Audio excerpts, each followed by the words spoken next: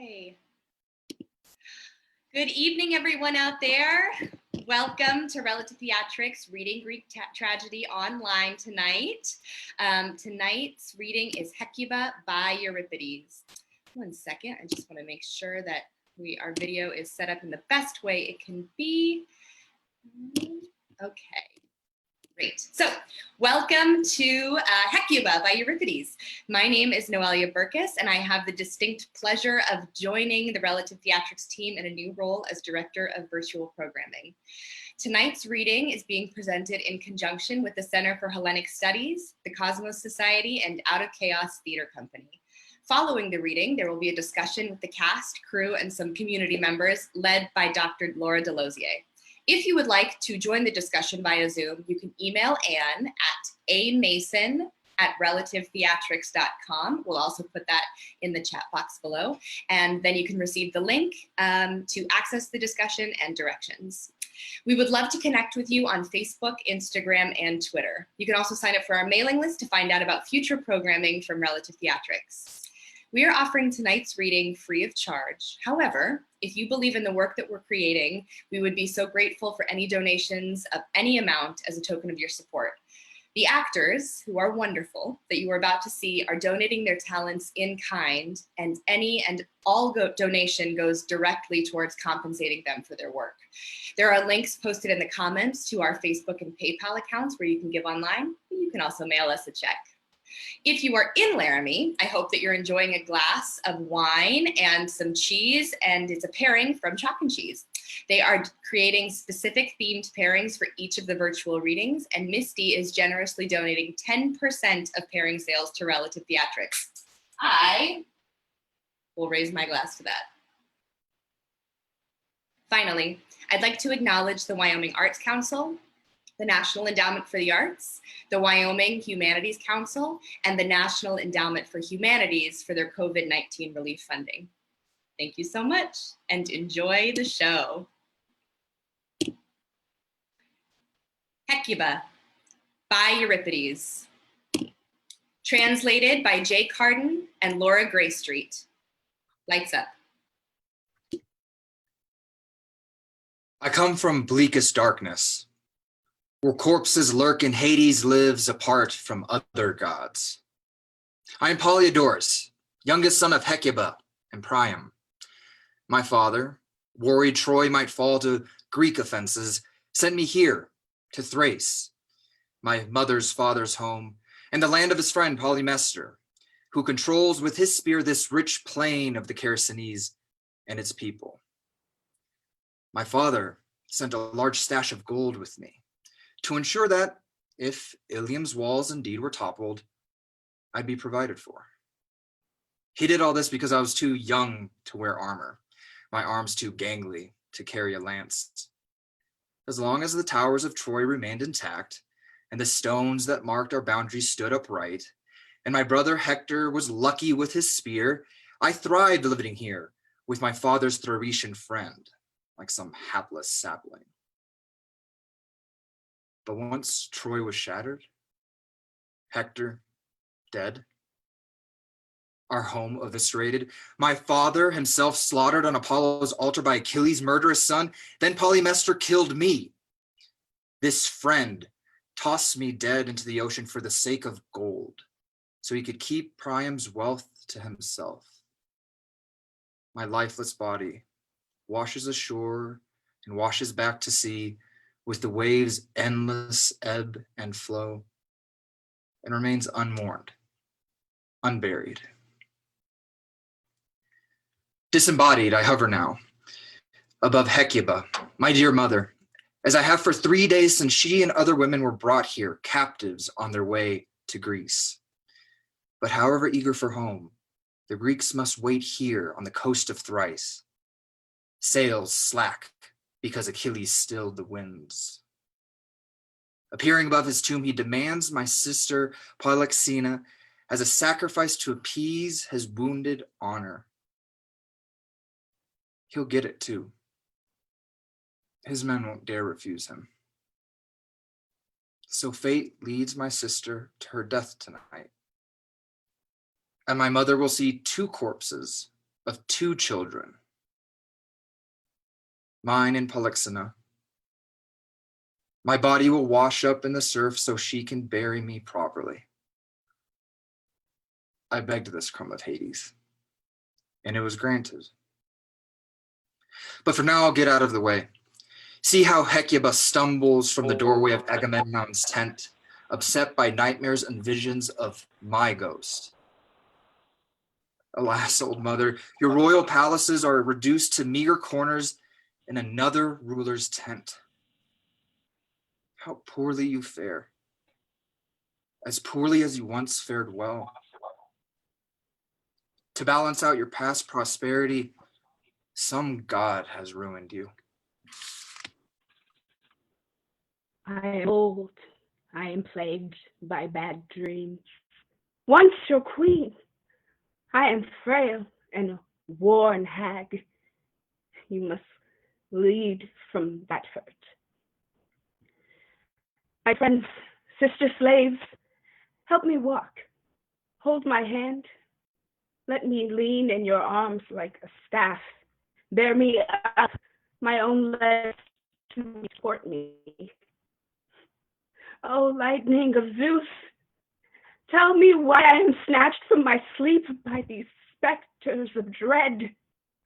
Goddess Earth, from whom these nocturnal invasions, much like the stirring of bats.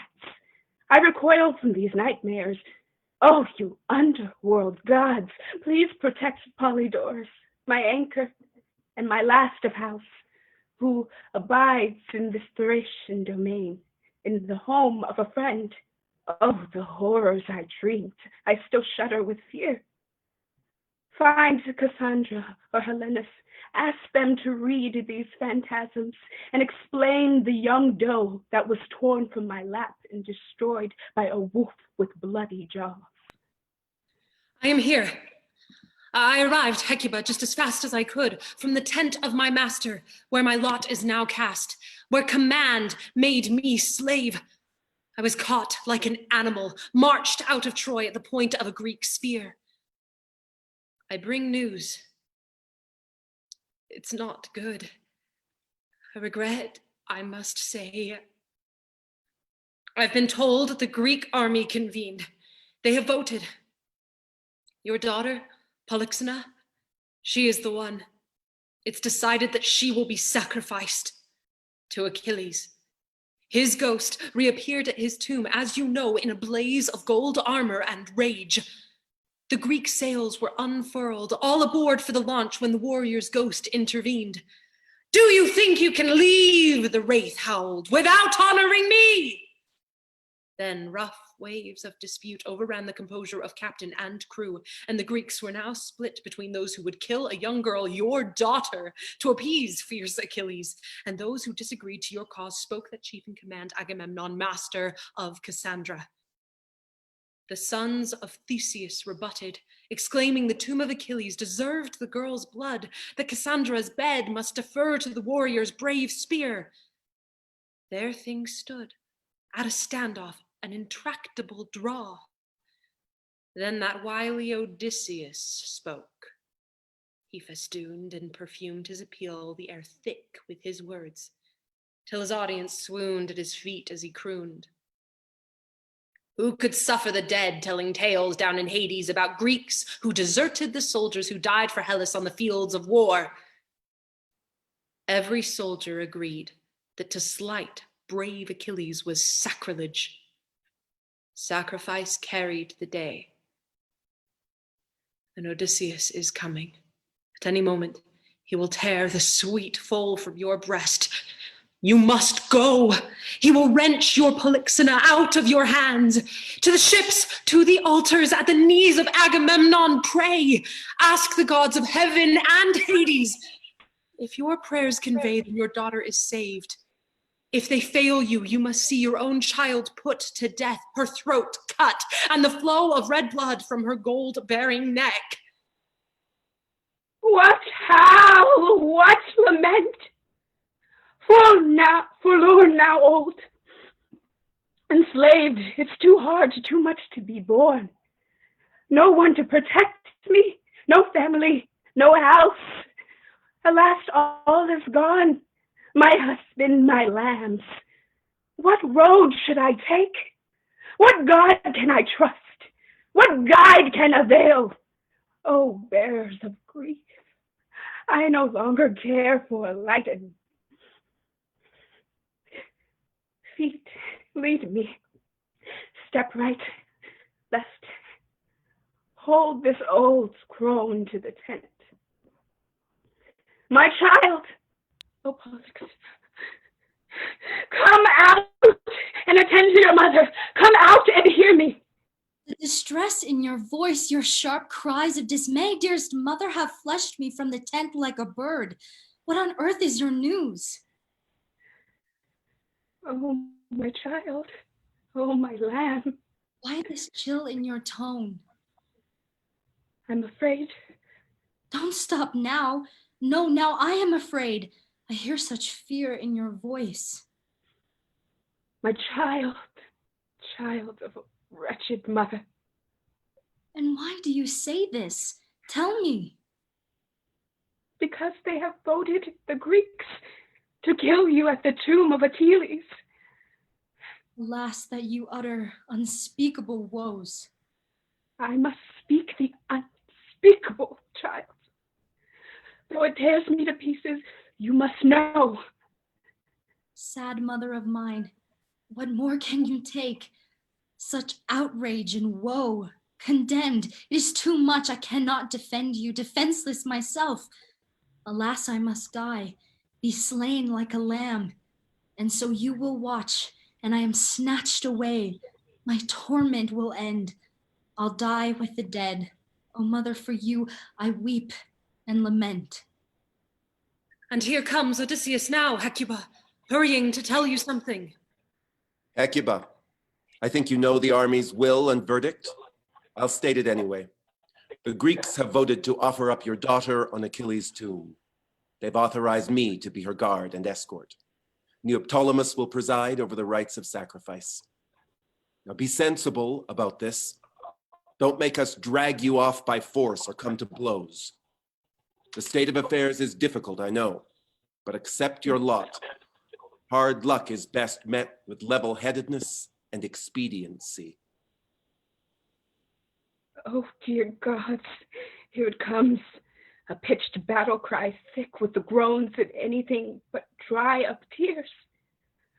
I didn't die when and where I should have, but in my suffering, mighty Zeus spares me yet. Miserable as I am, to live and suffer more.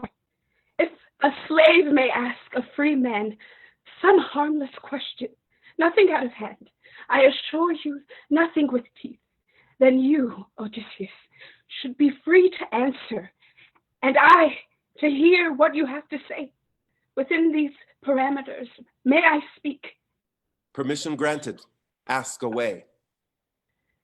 Remember how you came to Ilium, a spy cloaked in beggar's rags, with blood from self-inflicted wounds blurring your eyes, masking your face, staining you, Trojan.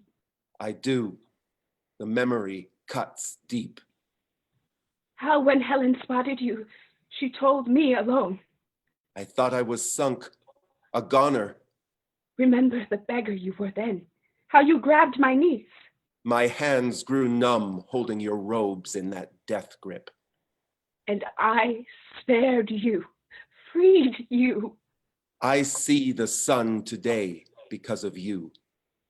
When you were my slave, remember how you said... Hecuba, I said whatever it took to stay alive.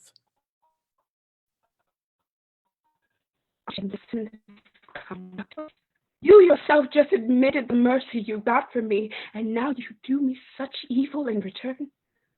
Oh, God, save us from politicians and demigods like you who don't care what harm you do as long as the multitudes are pleased and the applause is loud.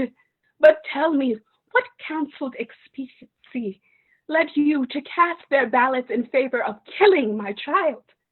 What in your so-called necessity requires this brutal murder at a tomb where, by custom, oxen ought to die? Does the ghost thirst for revenge justify his demands for human slaughter? Polyxena has done no harm to Achilles. Rather, he should have asked for Helen's sacrifice, since she destroyed him by steering him to Troy. Or if beauty is prerequisite in this tribute, logic still exempts us and points to Helen. She's the epitome after all, the absolute knockout, the stunner, the dazzling man-trap who wronged Achilles far more than we. And thus, my case for justice against the ghost. Now, hear my claim on your gratitude. As you yourself have readily confirmed, when our positions were reversed in Troy, you fell at my knees begging for your life. You clasped my hands and touched my aching cheek here. But now it's my turn to fall, clasping your hand, touching your cheek just so, to ask that you return the favor and spare my child. Please, I beg of you, don't take my daughter away from me. Let her live. Haven't enough died already? All I've lost, all I've lost in hers. She is my solace. She is my staff, my nurse, my guide. She is my Troy. Those with power should use that power carefully. Those in luck should not assume that luck will hold, as well as I know. Once I was powerful and lucky, a queen, but no more. A day obliterated all. Odysseus, I implore you by your bearded chin, have pity on me. Reconvene the army. Persuade them it is wrong to kill the very woman you spared, because you pitied them in Troy. Remind your men that Greek laws pertaining to murder protect enslaved and free alike without distinction. You have the power, the authority, and the lucky eloquence.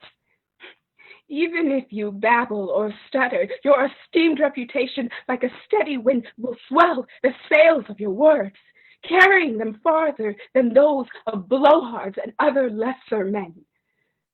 Who could be so calloused as to remain unmoved, hearing your sad complaints and mournful refrains of abundant woe?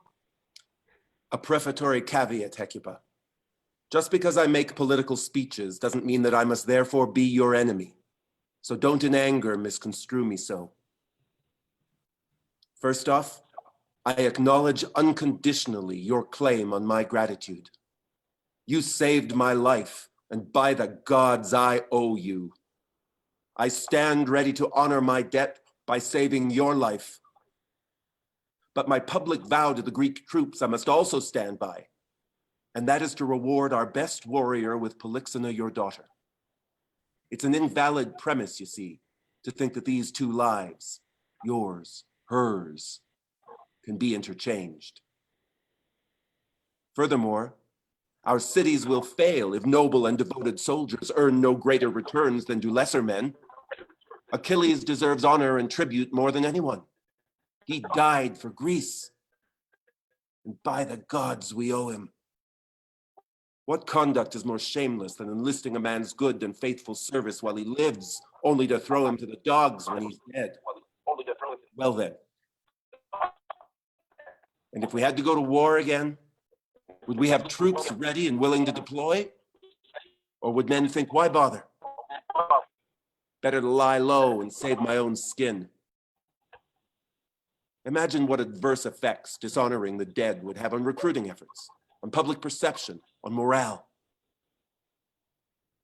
For me, a few essential crumbs will suffice while I'm alive. But I want the full-out display of honors and commemorations when I die. A worthy tomb to make this life worthwhile. That's the thing that lasts. Third, you complain how you've suffered. Well, we Greeks have suffered too. Our old women and our old men are no less wretched than yours. Our young brides are likewise widowed of fine grooms who sleep in Trojan dust instead their marriage beds. Just as we endure these hardships, so can you.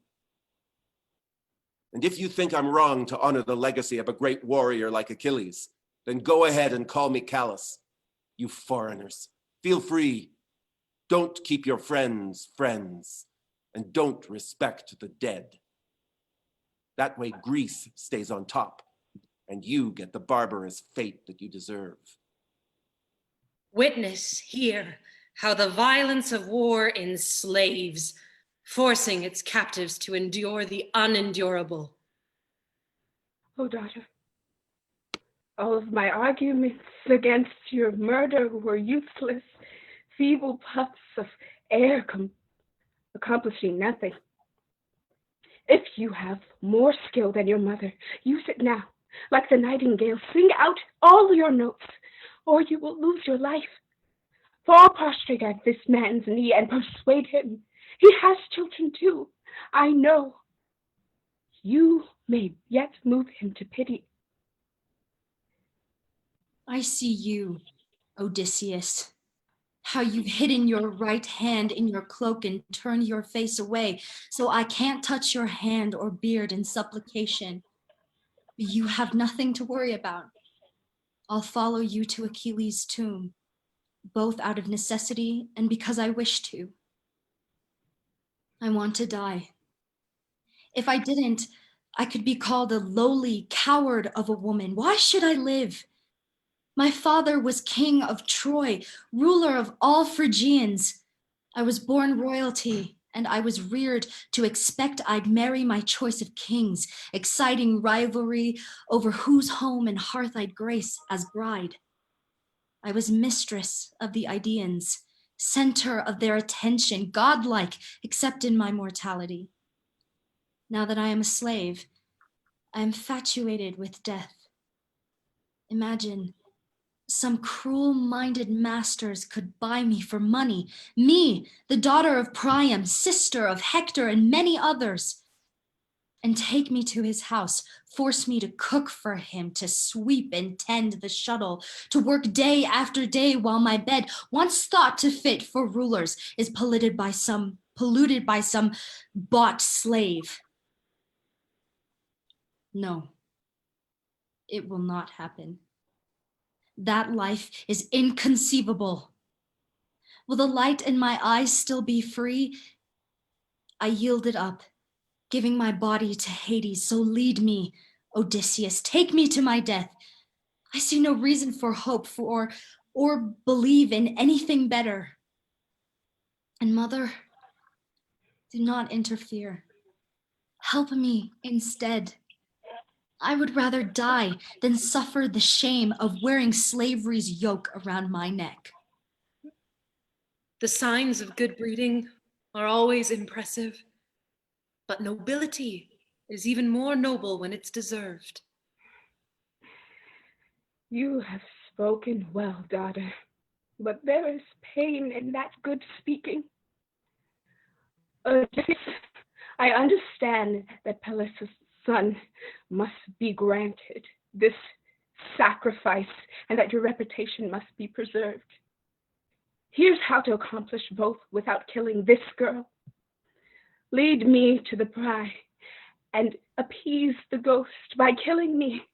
Indeed, I, who gave birth to Paris, who with his bow slew the great Achilles, should not be spared. Achilles didn't ask for your death, old woman, but for hers. Then slaughter me with my daughter. That gives me the earth and Achilles' corpse twice as much blood to drink. That's unnecessary. Your daughter's death is enough. Believe me when I say I wish this one death did not have to be. Then I must die with her. Excuse me? I'm not aware that I was taking orders. I'll cling to her like ivy. Not if you obey those wiser than you. She's my daughter. I won't let go. And I won't go away. So take your leave of Mother, her. do as I say. Wait. Odysseus, have some patience with a parent's understandable fury. Mother, listen to me.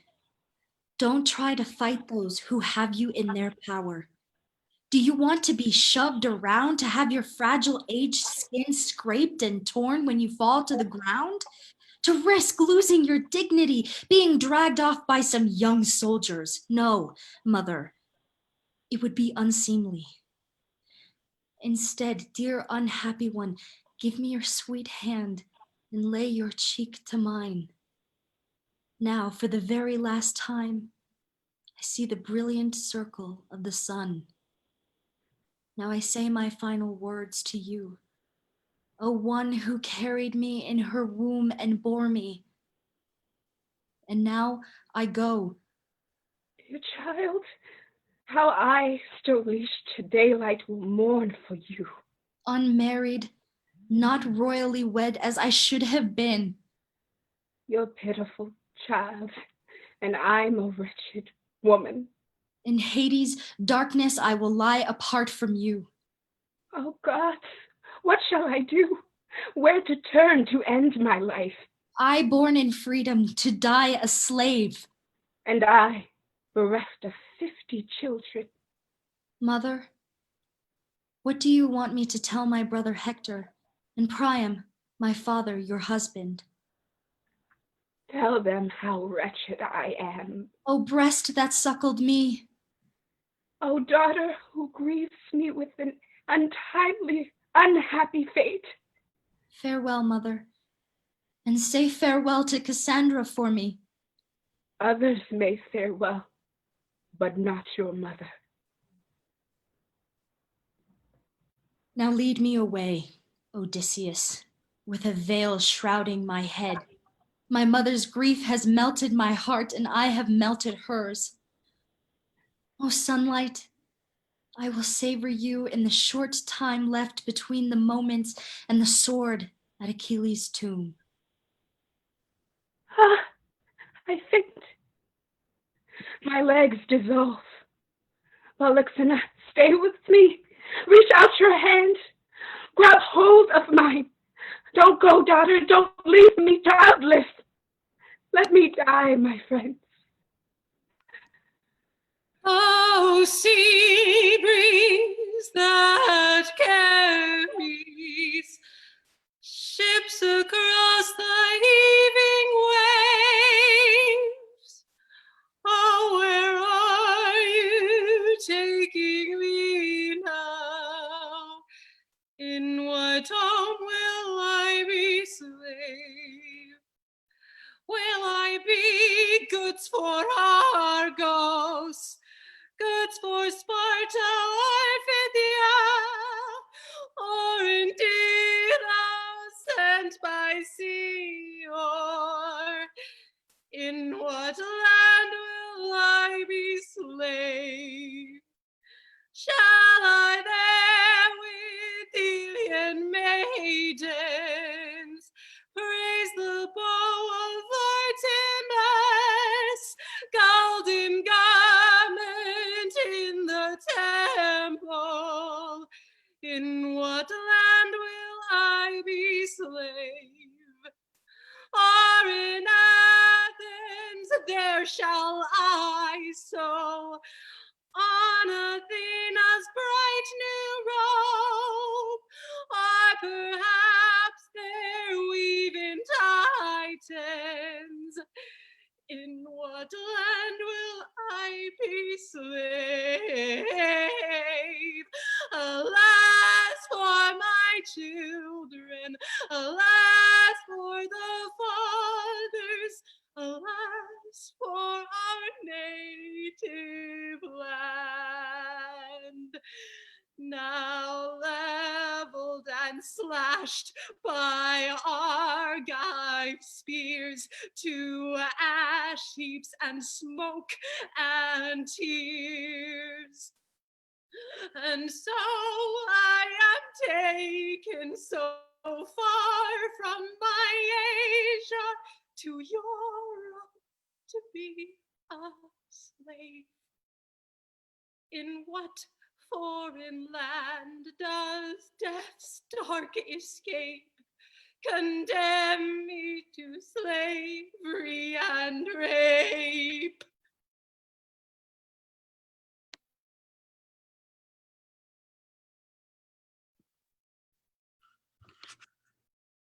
Women of Troy, I'd thank you tell me where I may find Hecuba, she who once was queen of Ilium Troy. She's there, on the ground, Talthybius. The one wrapped in her robes with her head down. Oh, Zeus. How can I say you care for humans now? Or that you oversee the fortune of all mortal affairs? Was not this woman once the queen of gold-rich Phrygia and wife of Priam? Now that lively city is a spear-gutted carcass, and Hecuba herself a ragged slave bereft and sunk to the ground. What a pity. I'm an old man, but I'd rather die than live this shame. Stand up, Hecuba. Pick yourself up from the dirt. Push that gray hair out of your eyes. I know you hear me. Go away and leave me alone. Why are you here? Who are you anyway? Just let me die here. Don't disturb my dusty grief. I'm Talthybius, herald from the Greeks. Are you kind then? A friend? Come to tell me that the Greeks want my death too? If so, you bring me good news. Let's hurry along. Lead me, old man. To say you may now bury your dead child, ma'am. That's the reason I've come. The news I was sent to tell you. What? No merciful death, just more woe. And so you're dead, my child, commandeered from life, from me, more childless now, having lost you. Who could carry all this grief? How was my daughter handled, sir? Did your people execute her with respect, or did you kill her like a slave and an enemy? Tell me the truth, old man, however shocking or painful. You're doubling the steep costs of sorrow, woman, by asking me to retell these troubles. My eyes are wet a second time. I paid in tears once already at the grave when she died. But you will hear. In full force, the Greeks gathered at the tomb of your girl's death. Achilles' son led your daughter by the hand to the top of the mound. I was standing nearby. A designated corps of guards followed on hand to restrain any rearing or bolting of your calf. Neoptolemus took a gold cup, filled it with wine, and lifted it in honor of his dead father. He nodded to me, and on that cue I raised my voice over the chatter and gusting around me and said, "Silence in the ranks! All soldiers hereby stand at attention until further orders." Thus I becalmed the entire army. They stood hushed and breathless as Neoptolemus prayed, "O Achilles, father and warrior, accept this cup that the army offer as gift. Let this libation entice your ghost to appear and drink the maiden's blood dark and pure. In return, grant us winds strong and favorable. Free the prows and bridled ropes of our ships and fill our sails for safe passage home." Then, seizing his double-gilt sword by the hilt, he drew it from its sheath and motioned to the guards to seize Polyxena. Your daughter, when she saw this, gave this proud speech. "O Greeks who sacked my city, know that I die willingly. Let no man touch me. I will bear the nape of my own neck to the sword. For God's sakes, let me be free of fetters when you kill me so that I may die free. And among the dead, I won't have to be ashamed, being a queen, to be called a slave." The troops roared their approval. And when Agamemnon ordered the guards to release the maiden, they did so immediately. And immediately Polyxena grabbed the fabric of her neckline with both hands and ripped her dress open, exposing her breasts, her torso smooth and perfect as a statue's. Nude to the waist, she dropped on one knee before her executioner and said, "Behold, young man, if it's my breast you want to strike, strike here. If here beneath the neck, my throat is ready. Neoptolemus both unwillingly and willingly cut her throat at the windpipe. His steel sword sliced deep, and her blood gushed out. Even as she died, your courageous daughter took care to fall decently, modestly covering what must be hid from men's eyes. When she was fully dead, the soldiers busied themselves with the tasks of death. Some scattered leaves over the body, while others piled the pyre with pine logs. Those working reprimanded anyone idle. Do you stand there, cur, doing nothing, holding neither gown nor ornament? Won't you go find something to give to this bravest and most noble of maidens? That's how the soldiers spoke of your dead daughter, Hecuba. Now you've heard the whole story. Having witnessed it myself, I see you the luckiest and most unlucky of mothers. This sorrow boils up and overruns the house of Priam and Troy, my city, so the gods want it. Alexander, dear, I don't know which ordeal to face. So many rolling in. This is a vast sea of pain out there. If I brace against one, another upends me, and another again, wave upon wave of pain. And now I can't sponge away all you've suffered in dying or keeping myself from groaning. But I am glad to know you died well, to have at least that bleak comfort. Strange to think how barren ground can, with care or chance perhaps, bear fruit, while fertile land neglected goes to seed or worse. With people, though, the worthless are never anything but the noble likewise.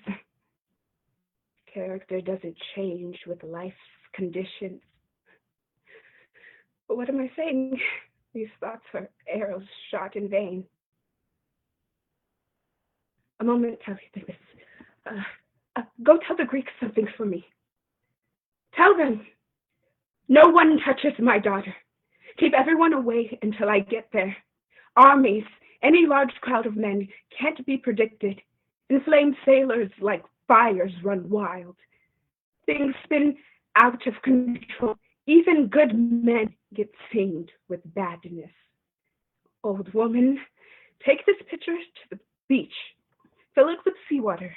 Carry it back without spilling any. I need it all to give my child her last washing. A bride unwedded, a virgin bedded by death. I must bathe her and lay her out as she deserves. But how? With what treasures? I have nothing left. So what now? Think, Hecuba. My women, captive like me, but maybe they smuggled out few pretty trinkets. I'll go see. Oh, how much greatness gone. My home, my Priam, our palace and fortune, our children, gone now, stripped to the bone. How pointless all that boasting of wealth and fame. The richest are those who live uneventfully, day after day after day. I was tied to this fate, this sorrow, when Paris first cut the pine on Mount Ida to carve a ship's beam to sail across the ocean's brine, to anchor the bed of Helen, that sun-kissed golden girl. Necessity all entangled, suffering suffering encircled by worse. The folly that launched an alien, a host of woes and curse, began when the Idaean herdsmen judged the three bickering gods. Spear and slaughter and shame, a widowed bride in Sparta groans while a mother in Troy tears at her gray thinning hair. And claws and claws and claws at her red childless cheeks. Where's the queen? Hecuba, who wears so many crowns, woes no one will ever take that crown from her. What is it now? Does it never end? I bring this pain for Hecuba. It's hard to speak and hard to keep silent. Here comes Hecuba now. In time for your announcement. O Queen of Woes, more wretched than you can imagine, I bring you news. You're dead and gone from light to darkness, childless, widowed, exiled, quite destroyed.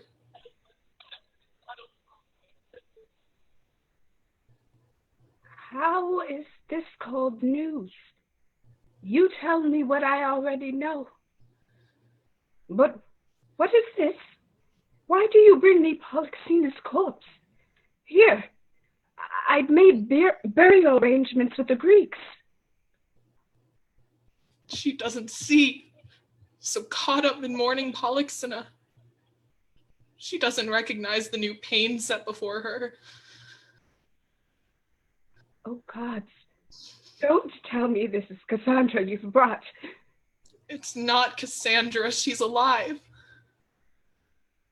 Prepare yourself. I'll unwrap the corpse so you see the one you mourn. It's my son! My youngest son dead! He was supposed to be safe with the Thracian king of Polydorus. I am truly dead. This sight annihilates me utterly. Oh, child! Oh, my child! I start now the song of your death from deep in my heart. You recognize your son now. Stunningly new, newly stunning. What I see here, I see all now. Now wave after wave, and blow after blow, on day after day, the sighs and the groans. It's terrible, wretched lady, the terrible ills we suffer. My own precious child, you fool, wretched mother. What fate? What doom you hear? I do not know, my queen. I found him on the beach.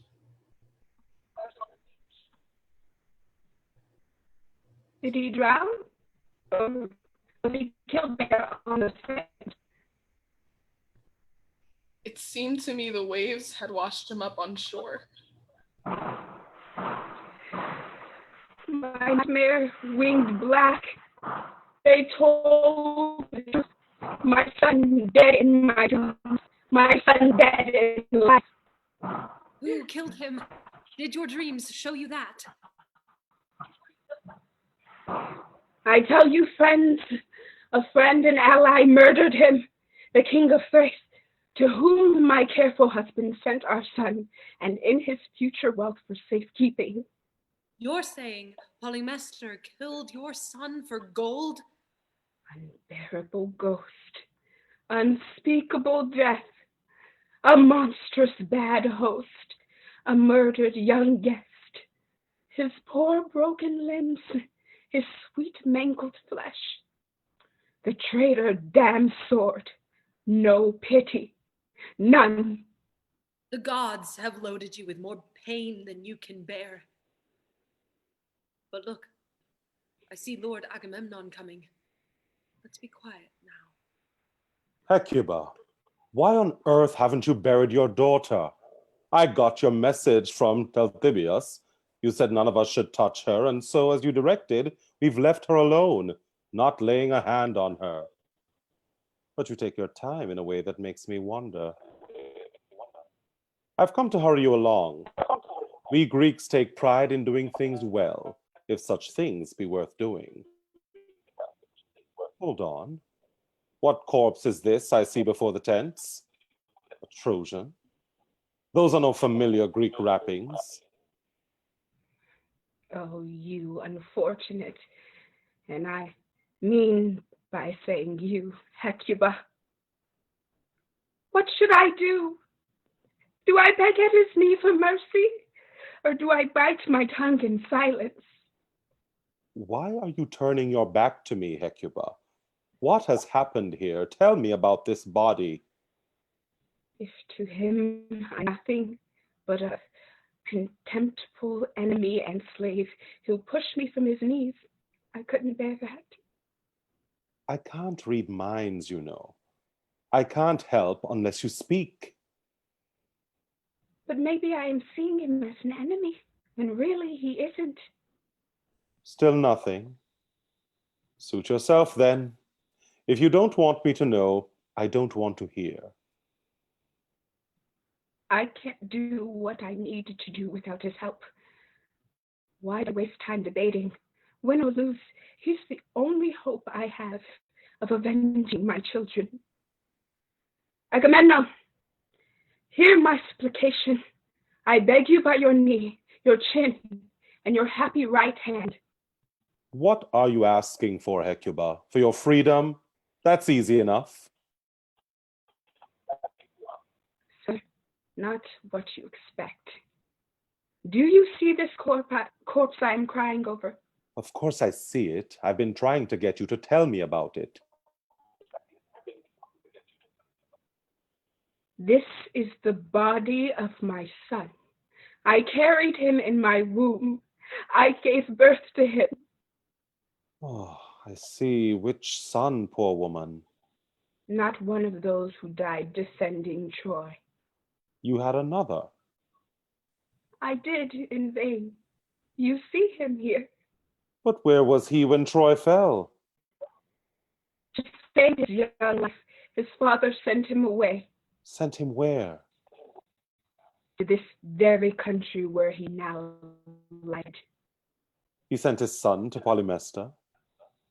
Yes, and sent him with a sum of bitter gold. But how did your son die? Who killed him? Who else? Our dear, loving, loyal Thracian friend. How shameful. Was it lust for gold? Yes, Polymestor killed him. Polymestor killed him for the minute he learned Troy had fallen. Where was your son found? Who brought him here?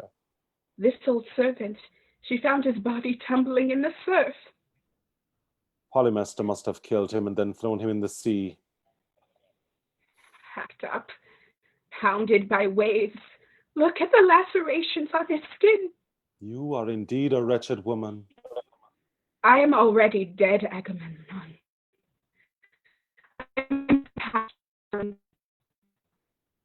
Alas, is there a woman more unfortunate?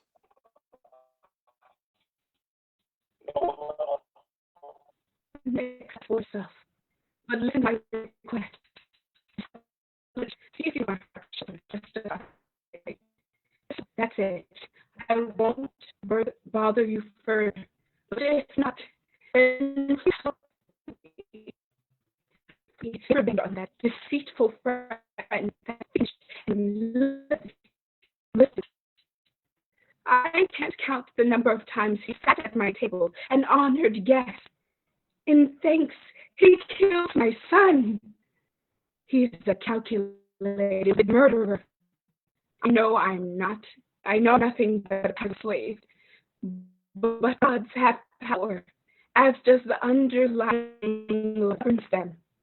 It is by virtue of this law, this basic moral code, that the gods and our belief in them exist, and we know right from wrong, good from evil. If you corrupt this law, allowing those who murder guests and violate the gods to go unpunished, you poisoned the root of our humanity. Justice withers and dies. Preserve us then and pity me. Step back like an artist and see the whole picture of me. Behold a woman royal once upon a time, but now your slave. Once rich in children, but now impoverished and childless. Exiled, deserted, a prisoner of war, the most wretched human. Why do you turn away? Oh gods, can I accomplish nothing? Why do we work so hard to learn unnecessary things when what we need to know is how to persuade? Without the polished art of persuasion, we can't get what we want. It is hopeless. I've watched my husband and all my children die. I'm now a slave on the horizon. Smoke still spirals up, haunting me. All but Cassandra. No broken bonds of love, as caresses could be called to testify, but still, why not? Why not share your bed? She sits beside you, and you enjoy favors. What are they worth you, these nights of love? What thanks are due to Cassandra? To me, my lord. Think of this and hear me. Do you see this corpse, this dead boy, who's Cassandra's brother? By doing good to him, you do the same for her, the one who shares your bed. But let me speak a little more. If I could, I'd grow tongues in arms and hands and hair and soles of my feet, 1,000 tongues, all talking, all crying together in one voice, clinging to your knee, begging you, imploring you. Oh Lord, oh greatest light of Hellas, lend your avenging hand to this old woman, even though she is nothing. Help her anyway. Do your duty. Met our justice. Punish these heinous crimes against God and man.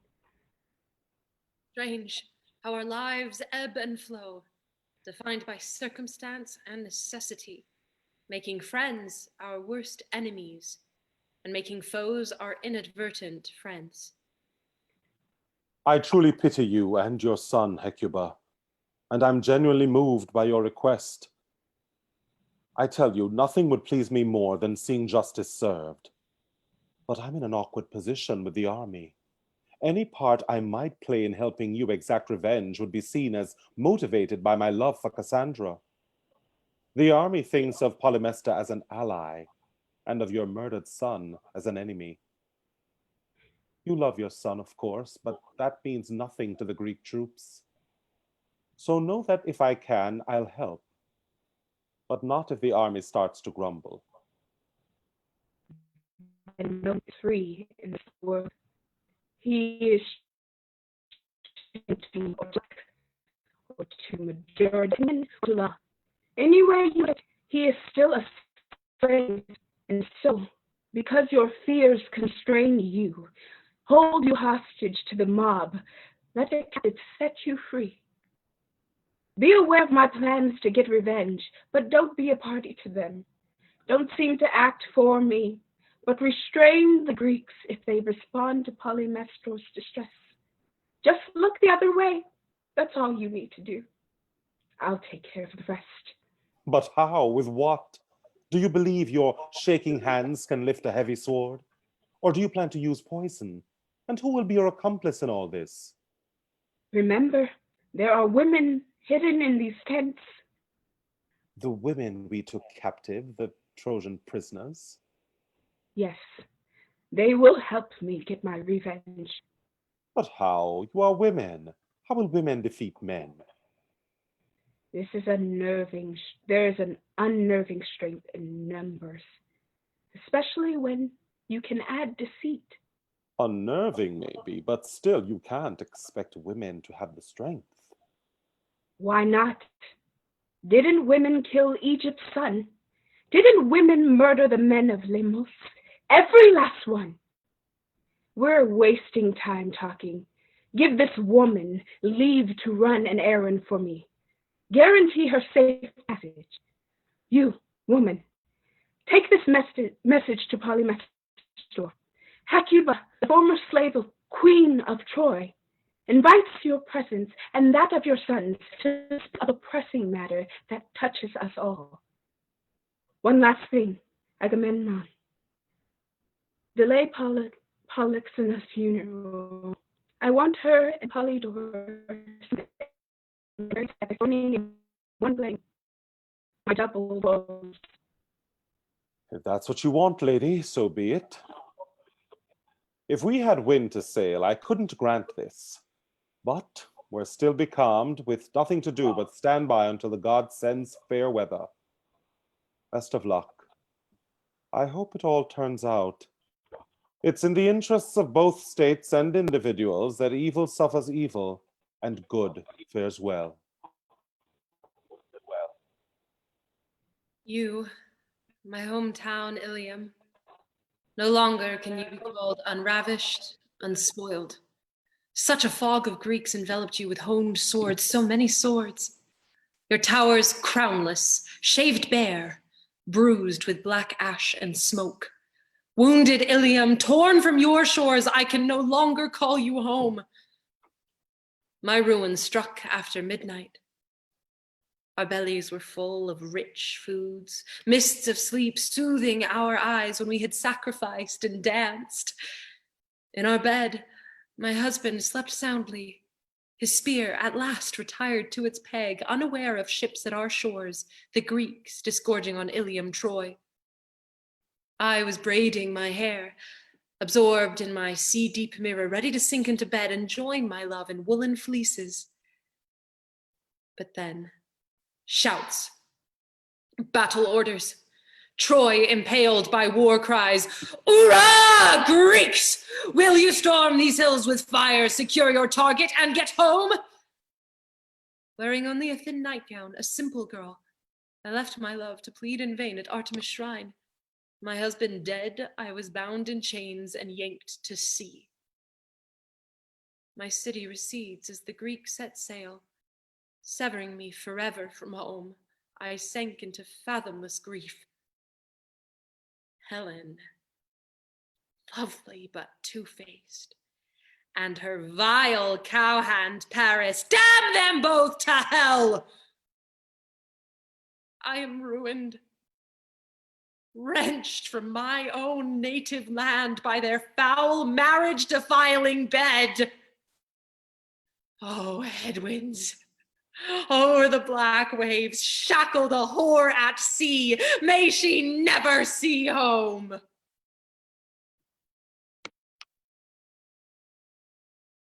My dearest Hecuba, wife of my late friend Priam, how I pity you and your ruined Troy. And now your precious Polyxena, dead. It's just too much. Oh, what can we count on in this life? Nothing, I say, not reputation or good fortune. The gods make it all pitch and yaw back and forth until we're seasick and confused enough to worship them. What help is any of this with your loss? Are you bothered I haven't been to visit you before now? I came here as fast as I could, Hecuba. It just so happened that I was inland, seeing about Thracian business when you arrived here. As a matter of fact, I was just setting out to see you when your servants arrived and gave me your message.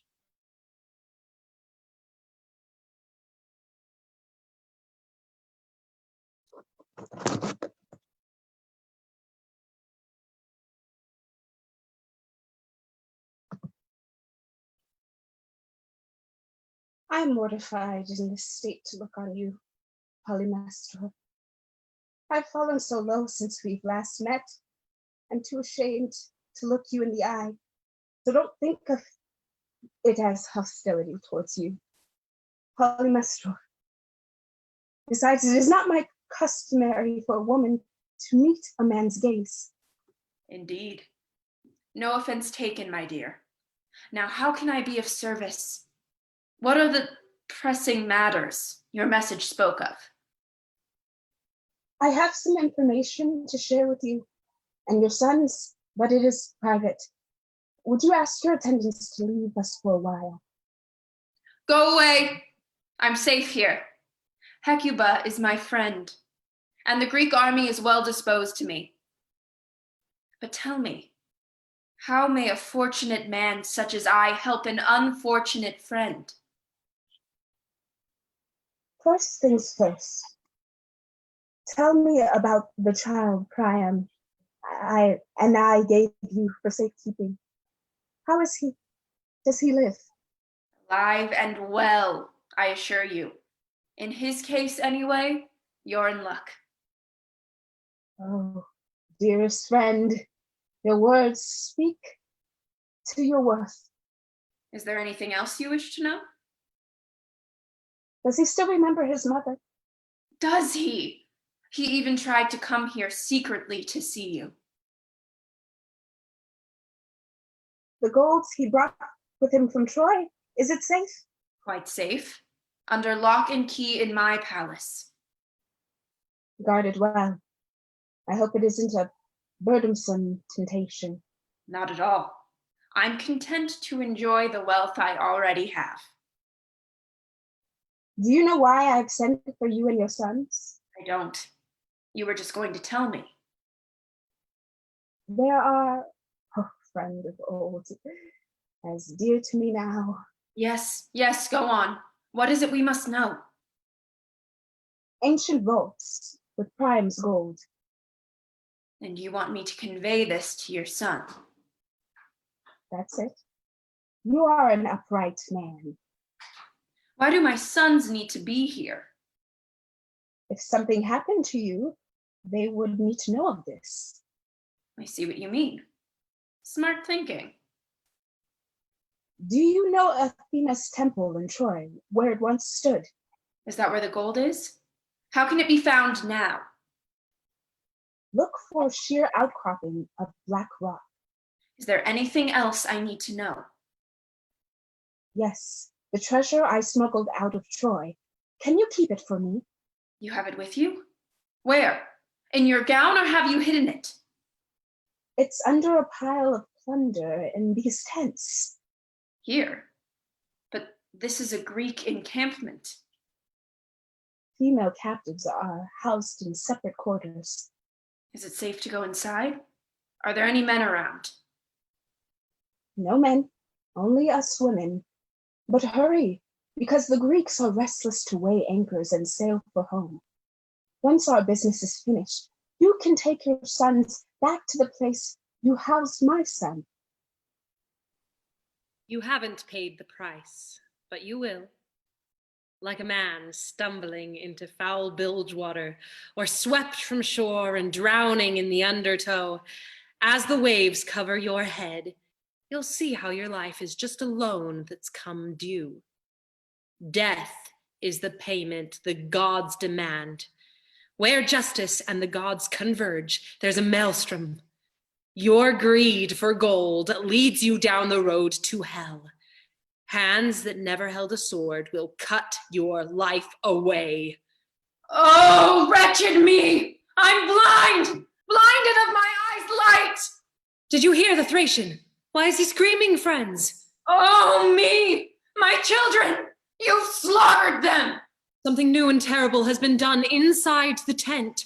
Run, will you? But you won't escape. I will tear this tent down with my bare hands. See that? It looks like something heavy thrown against the tent wall. What is all that clatter and commotion? Should we rush in? What should we do? Should we break down the door? Crisis calls, hurry now! Hecuba needs us! That's right. Smash it all. Rage and roar. Break down the door. Nothing will bring your sight back or let you see your sons alive again. I've killed them. Did you really do the things you say, Hecuba? Have you taken down the Thracian? Just watch. In a minute, you'll see him come stumbling out, blind and flailing. You'll see his sons, whom I killed with the help of these excellent Trojan women. He's paid his debt. I've had my revenge. And here he comes, just as I said. I'll get out of his Thracian fury. Where go? Where stand? Run? Where? A beast on all fours, hard on the trail of my prey. Where? Here? This way? That way? To corner those murderous Trojan hags? Where are you, hags? Where did the wretches go? God of sun, cure my bloody eyes. Give me light. Psst. I hear their footsteps. I smell them. But where? Oh, gods, to leap, to gorge on their flesh and bones, rabid for blood, for vengeance. Where now? My children deserted, torn apart by those banshees of hell, slaughtered, a gory meal for dogs, a wild thing thrown out on a mountain. Where can I stand or turn? Where can I go? I'm a ship anchored at sea, my sails furled tight over the deathbed of my sons. Tormented man, in the grip of unbearable suffering brought on by your unbearable deeds. A heavy-handed god weighs you down with punishments. Help me! Aid me! Hear me, you Thracians! Bring spears, you soldiers! You spurs, you horsemen! Come to me! Help me! Aid me! Help! I am crying. By the blessed gods, please hear! Where are you? I need help! These women, won't someone help me? These captive women, won't someone help me? They've destroyed me. They have weapons. My sons are murdered. They have weapons. My sons are butchered. I need help. Oh, gods, I need wings to fly to the heavens, or I must plunge down to the black chasms in Hades. Who can blame this man for wanting to die, for thinking death the cure for so much pain? I came when I heard shouts. Echo ricocheted off the rocks, spreading uproar through the army. If we didn't know firsthand that Troy's towers had fallen to Greek spears, the commotion would have caused some concern. I know that voice. Oh, my dear friend Agamemnon, see what I suffer. Dear gods, O wretched man, who has ruined you? Who gouged your eyes and blinded you? Who killed your sons? Whoever it was truly hated all of you. It was Hecuba. She did all of this. She and her women. They destroyed me. No, worse. You, Hecuba? Is this true? Did you do these horrible things?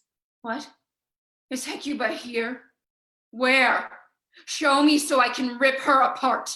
Tear her flesh into pieces with my very own hands. Stop, Polymestor. What's wrong with you? For God's sake, let me go. I will shred her limb by limb. Enough! No more savagery. I will hear your case and hers and judge you both fairly. I'll speak. There was a boy named Polydorus, Hecuba's youngest son. His father Priam brought him to me to live when Troy seemed in danger of falling. Yes, I did. I killed Polydorus. I admit it. But I'll tell you why, so you see that it was well and wisely planned. I reasoned that if this child survived, he would regather and refound Troy. And if the Greeks found out this heir to the Trojan throne still lived, they would set out a second expedition, devastate Thrace in the process, and once again, your battles would be ours to bear. But Hecuba, hearing her son was dead, lured me here with reports of treasure hidden in Troy's ruins. She said we might be overheard, so she coaxed us into the tent, my sons and me. They sat us on a couch. I was surrounded by many hands, some to the left, some to the right. Everyone seemed friendly. Some women sat beside me, exclaiming over my robe. They held the cloth to the light and praised the craftsmanship of the weave. Others admired my spear and shield, and before I knew it, my weapons were gone. Young mothers fussed over my sons, fondling them, bouncing them in their arms, passing them from hand to hand until my boys were out of reach. Then, out of the blue, these placid women, these mothers, pulled daggers from their robes and stabbed my sons to death, while other women pinned me down so that I couldn't move. I tried to raise my head, but they pulled me down by my hair. I couldn't free my arms because there were so many of them pressed against me. And then, oh, agony! They pulled off their brooches and pierced my eyes until the blood ran thick.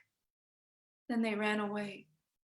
I sprang up after them like a raging animal, bashing and banging my way along the walls, searching for them, hunting them.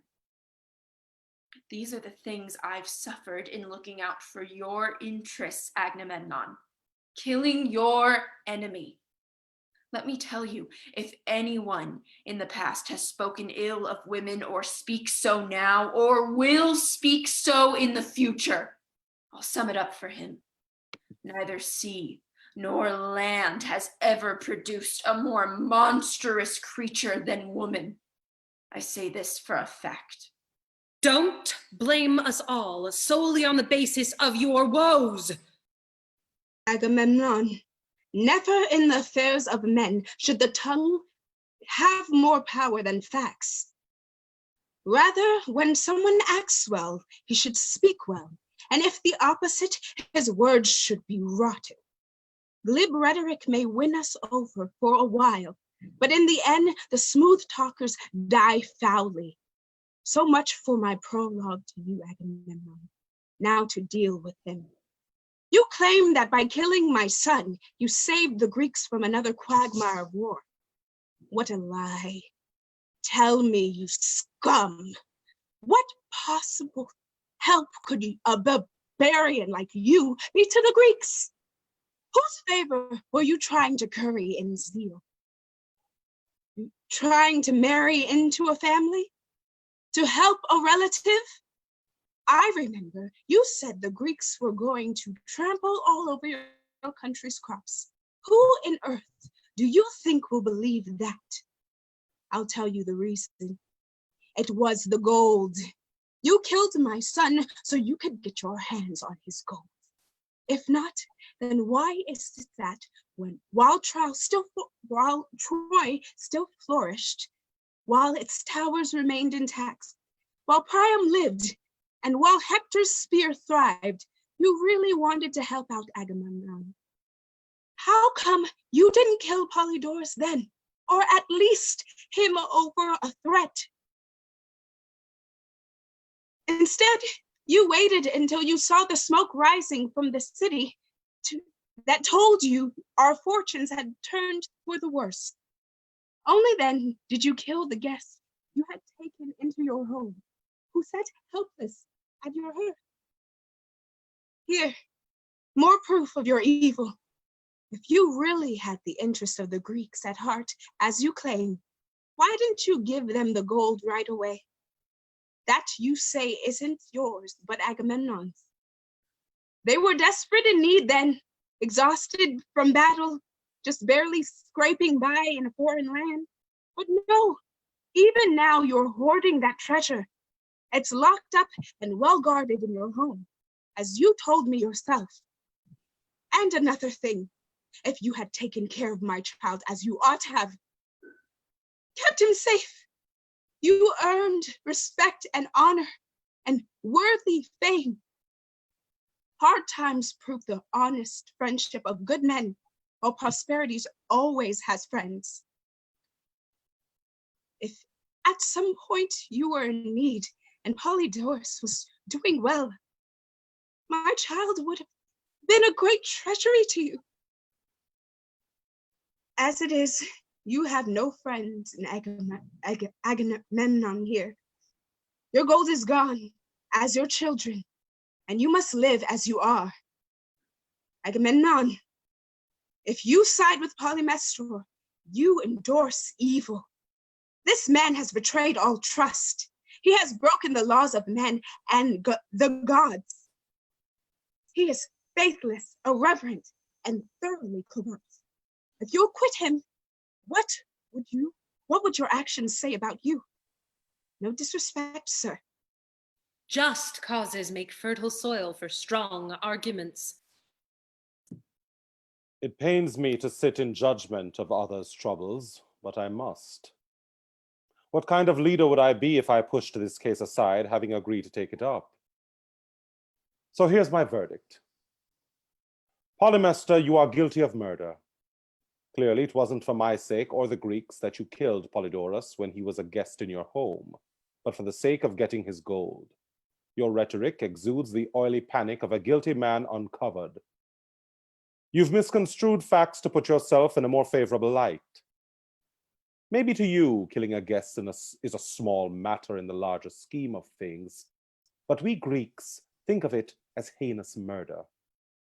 How could I rule you innocent and maintain a shred of credibility? I can't. You dare to do a brutal crime, be prepared, therefore, to endure a brutal punishment. How can it be? I'm defeated by a woman, a slave, condemned and punished by my inferior. But isn't that just, since you committed crimes? Oh, my children. Oh, my eyes. You're suffering. What of it? I, too, lost a child. You enjoy abusing me, you monster? Shouldn't I be enjoying my revenge on you? But you won't be soon, when the sea spray. Take me on a one-way trip to Greece. Swallows you up as you fall from the masthead. And who does the honors of pushing me into the salty brink? You yourself will climb the ship's mast. How will I grow wings on my back or what? You'll be transformed into a dog, a bitch with fiery eyes. How do you know of this metamorphosis of mine? Our Thracian prophet, Dionysus, told me. Well, he failed to warn you of your own fate. If he had, you'd never have tricked me. So will I live or die? You'll die. And when you do, your tomb will be called... What? Hecuba's doghouse. Cynosema. The sign of the wretched bitch. A bitch's grave for a landmark and a warning for sailors. Makes no difference to me. I've had my revenge. Your child, Cassandra, will also die. That prophecy I will spit back in your face. Keep to yourself. This man's wife, his bitter housekeeper, will kill her. May Clytemnestra never be so insane. She'll kill him too, lifting her bloody axe again. Are you out of your mind, or just asking for trouble? Kill me if you like, but a bloody bath still awaits you in Argos. You, get this man out of my sight. Did I hit too close to home? And gag him too. Go ahead, gag me. I've already spoken. Remove him immediately. Toss him on a desert island where no one has to listen to his insolence. Hecuba, Hecuba, you go and bury your 2 dead children. The rest of you, return to the tents of your masters. It's time to cast off. See how our sails flap and billow? The wind is finally blowing. Let us pray for fair weather and safe passage on our voyage. May this be the end of our ordeal. May we find all things well at home in all our homes. To the harbor now, to the tents. It is time to embark. It is time to board our new lives as slaves. But the taste is bitter. Necessity is hard. Blackout. Thank you, everyone. I would love to introduce our amazing cast, featuring Egbuho as Hecuba, Karl Williams as Agamemnon, Francesca Mintowt-Czyz as the chorus, Marley Doakes as Polyxena, Peter Parolin as Odysseus, Alejandro Alonso Galva as Polydorus and Talthybius, Jackowich as Polymestor, and Jaye Cooney as Therapena. That is our show. We're going to take a quick 5-minute break and then return for our discussion led by Dr. Laura de Lozier. If you enjoyed tonight's reading, please consider donating. There's a link in the comments. We will be back shortly.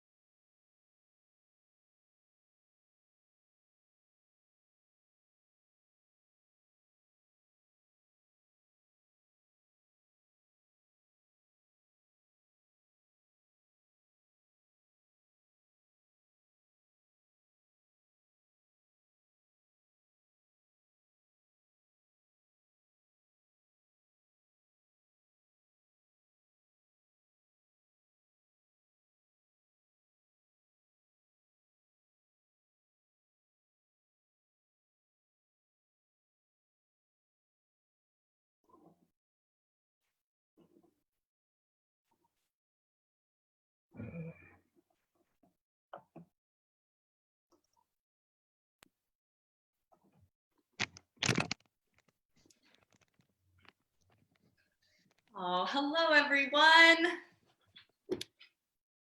Great. To the wonderful cast, thank you all so much for lending your talents and dedication to this. And to our community discussion members, thank you for being here.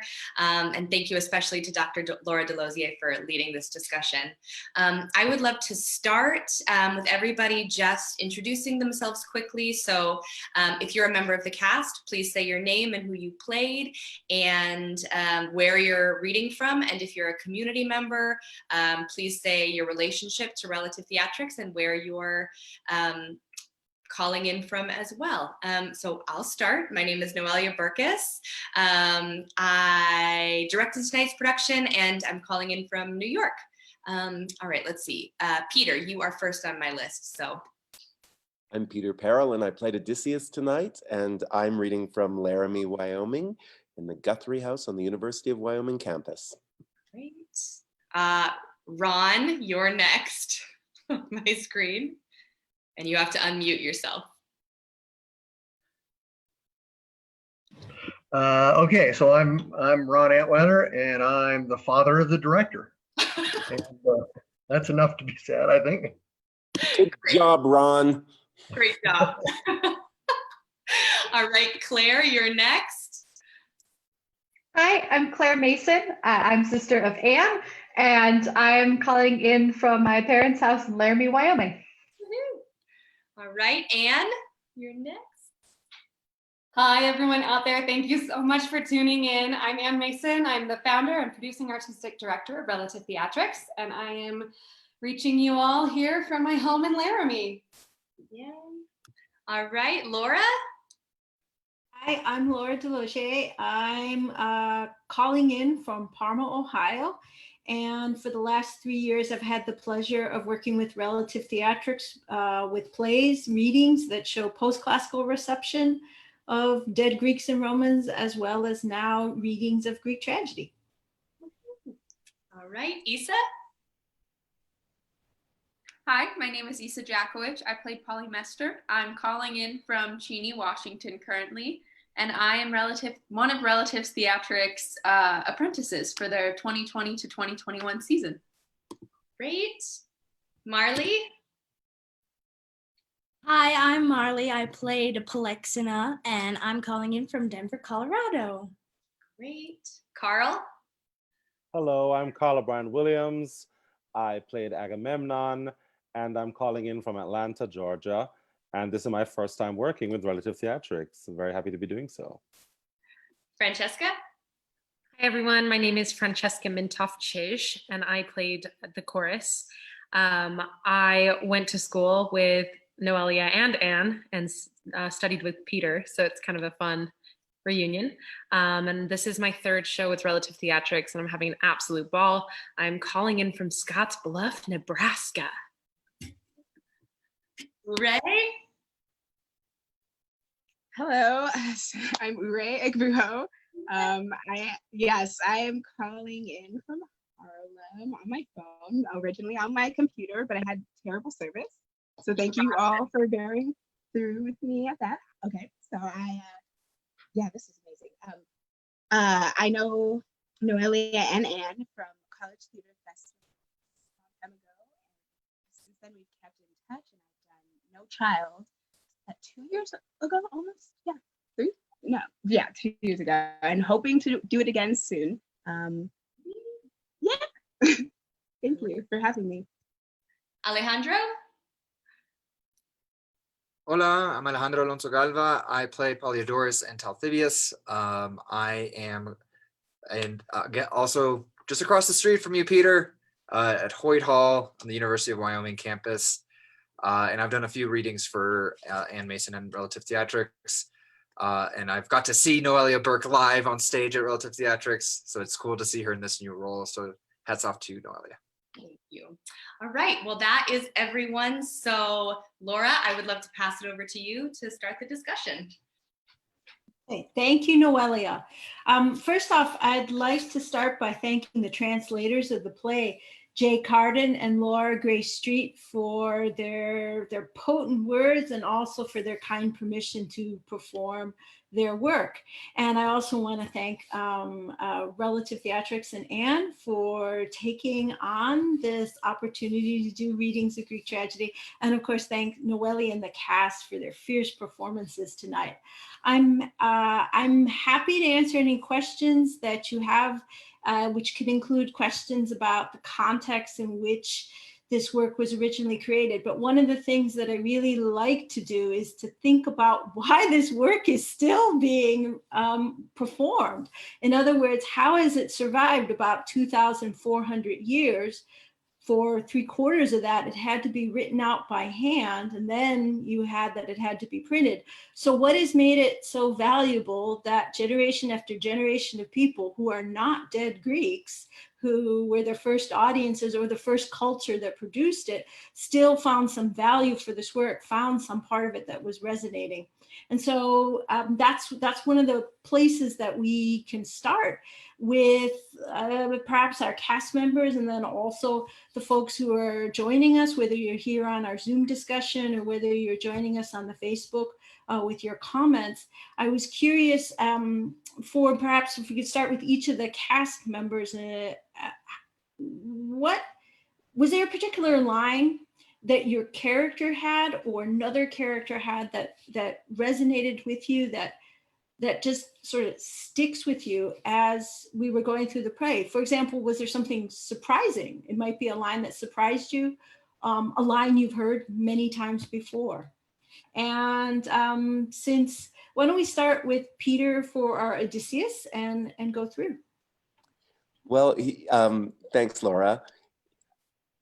Yeah, I thought he was a fascinating character because he's so quite ruthless in the play in terms of just delivering the message that Polyxena is coming with me and we're going to kill her. And I kept wondering, were there spots in Hecuba's conversation that were causing Odysseus to look inward, to waver, to have empathy? And ultimately, I concluded, at least exploring the role for tonight's reading, that no, he's doing his job as he sees it. Hecuba doesn't come close to touching him. To me, Peter, she absolutely does. To Odysseus, no, it's about power. And the line that I loved is when she's saying to him, you were in Troy, disguised, and your cover was blown, and I took care of you, and you acknowledged that. And he says, I just said what I had to do to stay alive. For him, it's about power, transaction. When you have the power, you strike. And when you don't have the power, you hope you can make somebody else empathetic towards you. But you know, he doesn't reciprocate because it's pretty clear to him that what his team expects him to do, and he's all for the team. Mm-hmm. Ure, was there? I mean, and you have so many great rides, but yeah, definitely. I was like, where do I start? Right? Such great lines, especially now when we're talking about going to war. There's one particularly that I know is in here, which is basically her saying, no justice, no peace. I don't want to get the line wrong, but I know it's in here where she says, if you side with this, you're basically saying justice doesn't exist. If you want justice to exist, you got to carry it out yourself. Like it should be the same for all people, and that is today. That is still relevant, very much today. One line that I know I put out on my social media was the line right here that I have. But it was, the tongues of men, there we go. Never in the affairs of men should the tongue have more power than facts. That one was the one that, like, when I heard it, I was like, yeah, drop it. I mean, I'm not even talking about the women's speech. That's just one I'm gonna leave on there, but the women's speech also, just like all the things that we'll come back to it, but that one line. Marley? what about your character? My favorite part that Polyxena has is basically that whole long speech that she has to Odysseus. It's very ahead of her time, I think. You know, she says, go ahead, take me, I'd rather die than be a slave. And she goes out with her head held high and her dignity intact when she dies. And I think that's very powerful for a young woman to embody. And then later on, when her brother is telling everybody how she died, that she had this beautiful speech, but then her actions carried through to the end. You did such a good job with it, Marley. Thank you. Thank you. Karl, you gave Agamemnon an incredible poker face until like you were very threatened at the end. And I was wondering what was there something in your lines that made you want to feel that he has to be that way through the play? I think people in positions of power and who are aware of their power, heavy is the head that wears a crown. And for my line that I want to bring to the fore here, it pains me to sit in judgment of others' troubles, yet I must. Yeah. And I question how much it actually does pain him. Is it a pain that is coming from exhaustion of having to do this over and over again? I don't think that is the first time that he has had to do this. And you think about now, think about my own life. How often are we in this position where we have listened to both sides of the story, and then we are called to make a decision? And is it that we are afraid to make the decision that we know is just and right and true, or are we more afraid of the backlash that will come? And in today's cancel culture, it's almost like before you tweet, write an email, put anything out there, some people mull over it. I know for me, I work in theater administration. So before I send an email, I'm checking for tone, I'm checking for grammar, I'm checking everything. So I think when I think of a leader like that, I think I put all of that to bear in terms of his decision making and just how he deals with Hecuba. No, that's a good thing. I mean, it's an interesting line there when he says about the pain, and to think of all the 10 years of the decision making you've had to do, and how that has left you now at the end of the war. Yeah, that was really something that I thought was very interesting, because I don't know if it was coordinated, but it was as if the Trojan characters could show more emotion. Polymestor obviously shows emotion at the end. But the Greek characters, Agamemnon being the most, the one who had the least amount of emotional expression, sort of holding oneself in a middle position. Odysseus seeming to be sort of a stout, not so much a poker face, but stout. Talthybius working in a bit more emotions there. So I was sort of interested in that contrast, and that's why I'm sort of listening with your lines to see if there's something there that was directing how you were going with that. And we can turn to Francesca, who's playing our chorus, and thank you for for singing the music that was constructed here for the choral odes, because that was so wonderful to have them and to think of how that impacts between the episodes, the scenes with the dialogue. And I was wondering for you, Francesca, is there anything, was it in the dialogue or in those choral odes that particularly struck you? I think the role of the chorus is very much commentators. And it's, in case you missed this, this is what's happening. And also, you've just witnessed her do this, and that, don't forget that makes her even more noble. That act, even if Polyxena is going to go die, is that of someone very proud, and that should be respected. So they're messengers and commentators, and they also feel and express through all the various characters. Again, working as a messenger to share all of that. And I think the music is really transcendent and takes it to the next level. And I, kind of going off of what Karl was saying about language and being really cautious about how it's used. I think the line that inspires me as an actor, but also as the chorus, is actually Hecuba's. And she says, "Glib rhetoric may win us over for a while, but in the end, the smooth talkers die foully." And the chorus doesn't speak without purpose and without intent. Even if it is a summation of action, it is very, very intentional. And I don't think people are as intentional with their language these days, or they don't realize that it lacks intention and how damaging that can be. And you ask why these plays are so relevant. I mean, look at all of the quotes that people have brought up so far. Politics will always be this battle between two sides, whether that's, right and wrong, or conservative or liberal, or however you want to do it.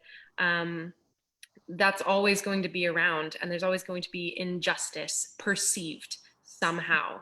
And I think that's why it's, it's still really relevant, and that glib rhetoric as well, especially with the tweets. Oh, gets me.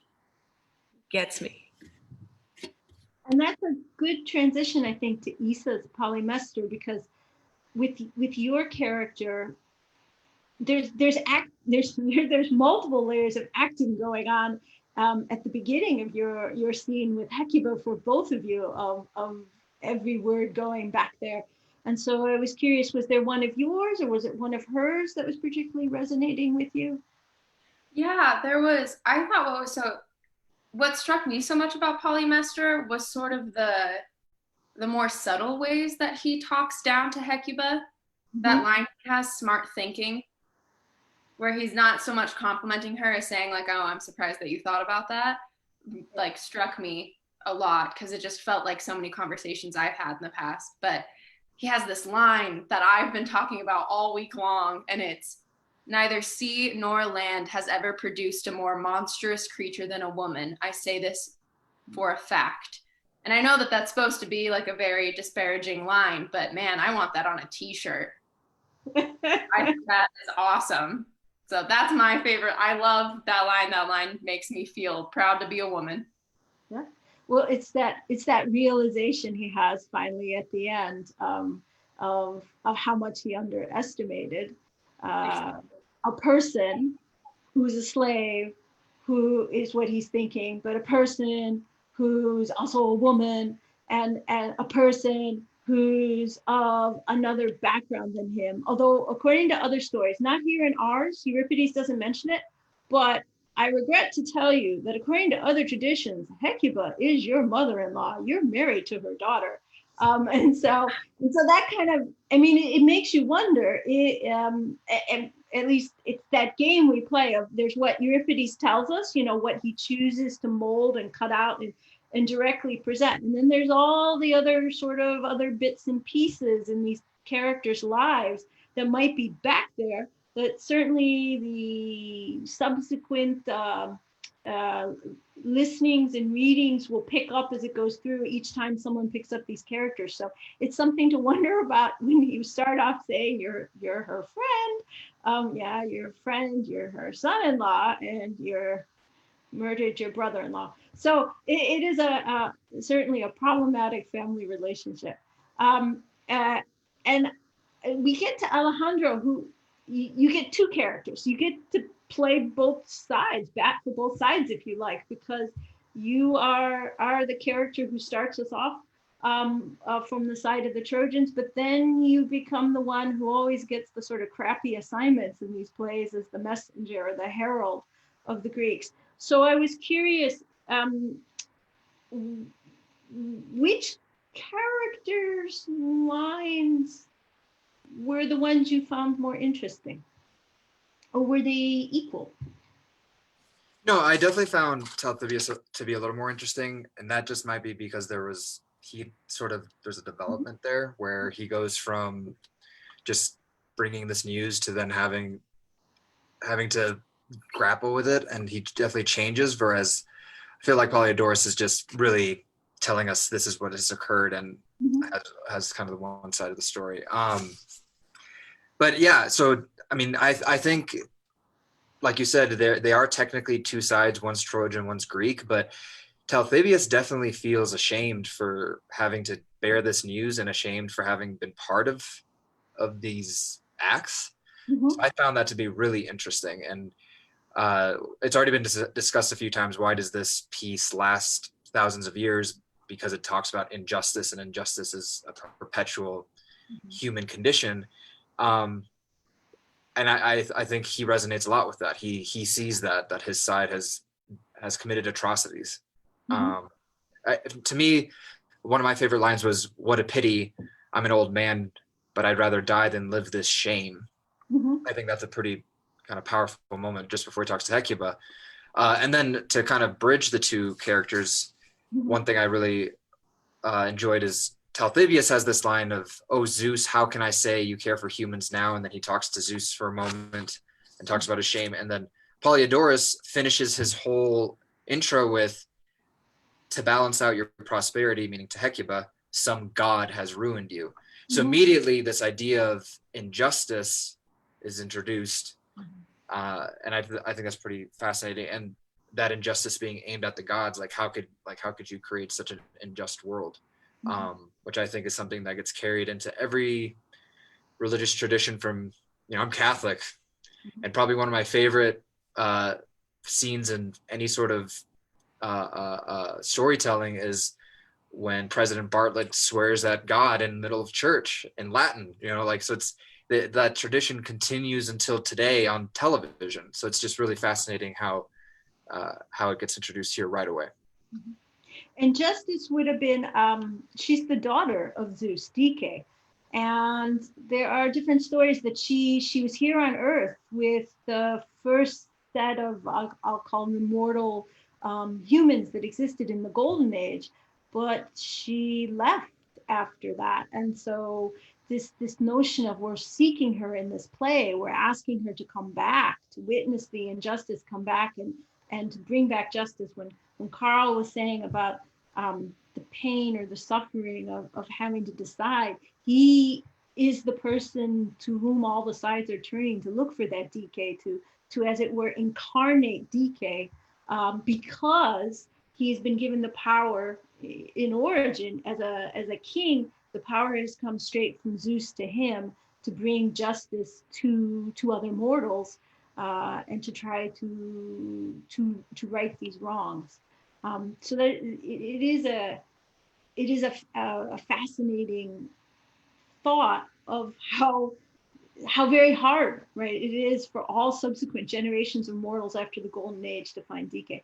And it looked like you had a question, or you? Well, I was just going to throw in a comment from Facebook. We've got Jaye Egbuho saying, and this is related to this question of justice and injustice. She's saying, I don't think that injustice is perceived. Is there no standard of injustice, or rather justice? And I think that it's a really fascinating question to be asking, especially, and one that transcends whatever given time we are in, but will always be a question that is asked when there is conflict of what is, how do we determine, how as a society do we determine what is fair, what is justice, what sees everyone. So that might be a place to consider which characters have injustice as far as they're concerned. And I mean, not just the ones that you were embodying or playing, but starting with the prologue with what Polyodorus is saying, how many different entities, I'm going to say, hint, hint, are we dealing with here who have a problem with justice? Who are some ones that you'd want to put out? Definitely Ure, yeah. Go for it. Oh, I think you might have to unmute. Oh, Yes, I would definitely say Hecuba. Yeah. Yeah. I mean, the other thing is that she feels though that she should accept her fate because it's a war, you know, and in that she's lost all of her fight. The one thing she has to hold on to are these children that she feels are her last thing of living. And even after everything is done, they're like, we're not satisfied. We need that last child that you have. Not even knowing that besides her daughter who's been married off, that to her is probably something that she considers a win, even though that is also a type of slavery, she said. So I think the loss of her country is not as hard, but it's not as hard as the loss of her children. And it might be hard for her to distinguish between the two as the queen. Her children are the country. They were the future of the country. They were going to be the future rulers. So I can see how they embody what her people, her culture, her land are. Yeah. Francesca, yeah. I kind of want to speak on behalf of Talthybius because though it's not in this play, in Women of Troy, he takes Andromache's baby boy from her arms and he is thrown from the tower to his death. And like Alejandro said, the shame of what he has to do is equally trying. You know, what are armies and warriors tasked with? The brutality, the weight of that. And even though it's not his child, I think the recognition that it could be back home, I think is really really interesting. And yeah, I think sometimes we forget that the Greeks are also suffering, that they've also had injustice done to them. And also, you know, there is this element of pride and loyalty to their country and their countrymen. But that too is tragic when it makes you do these kinds of deeds.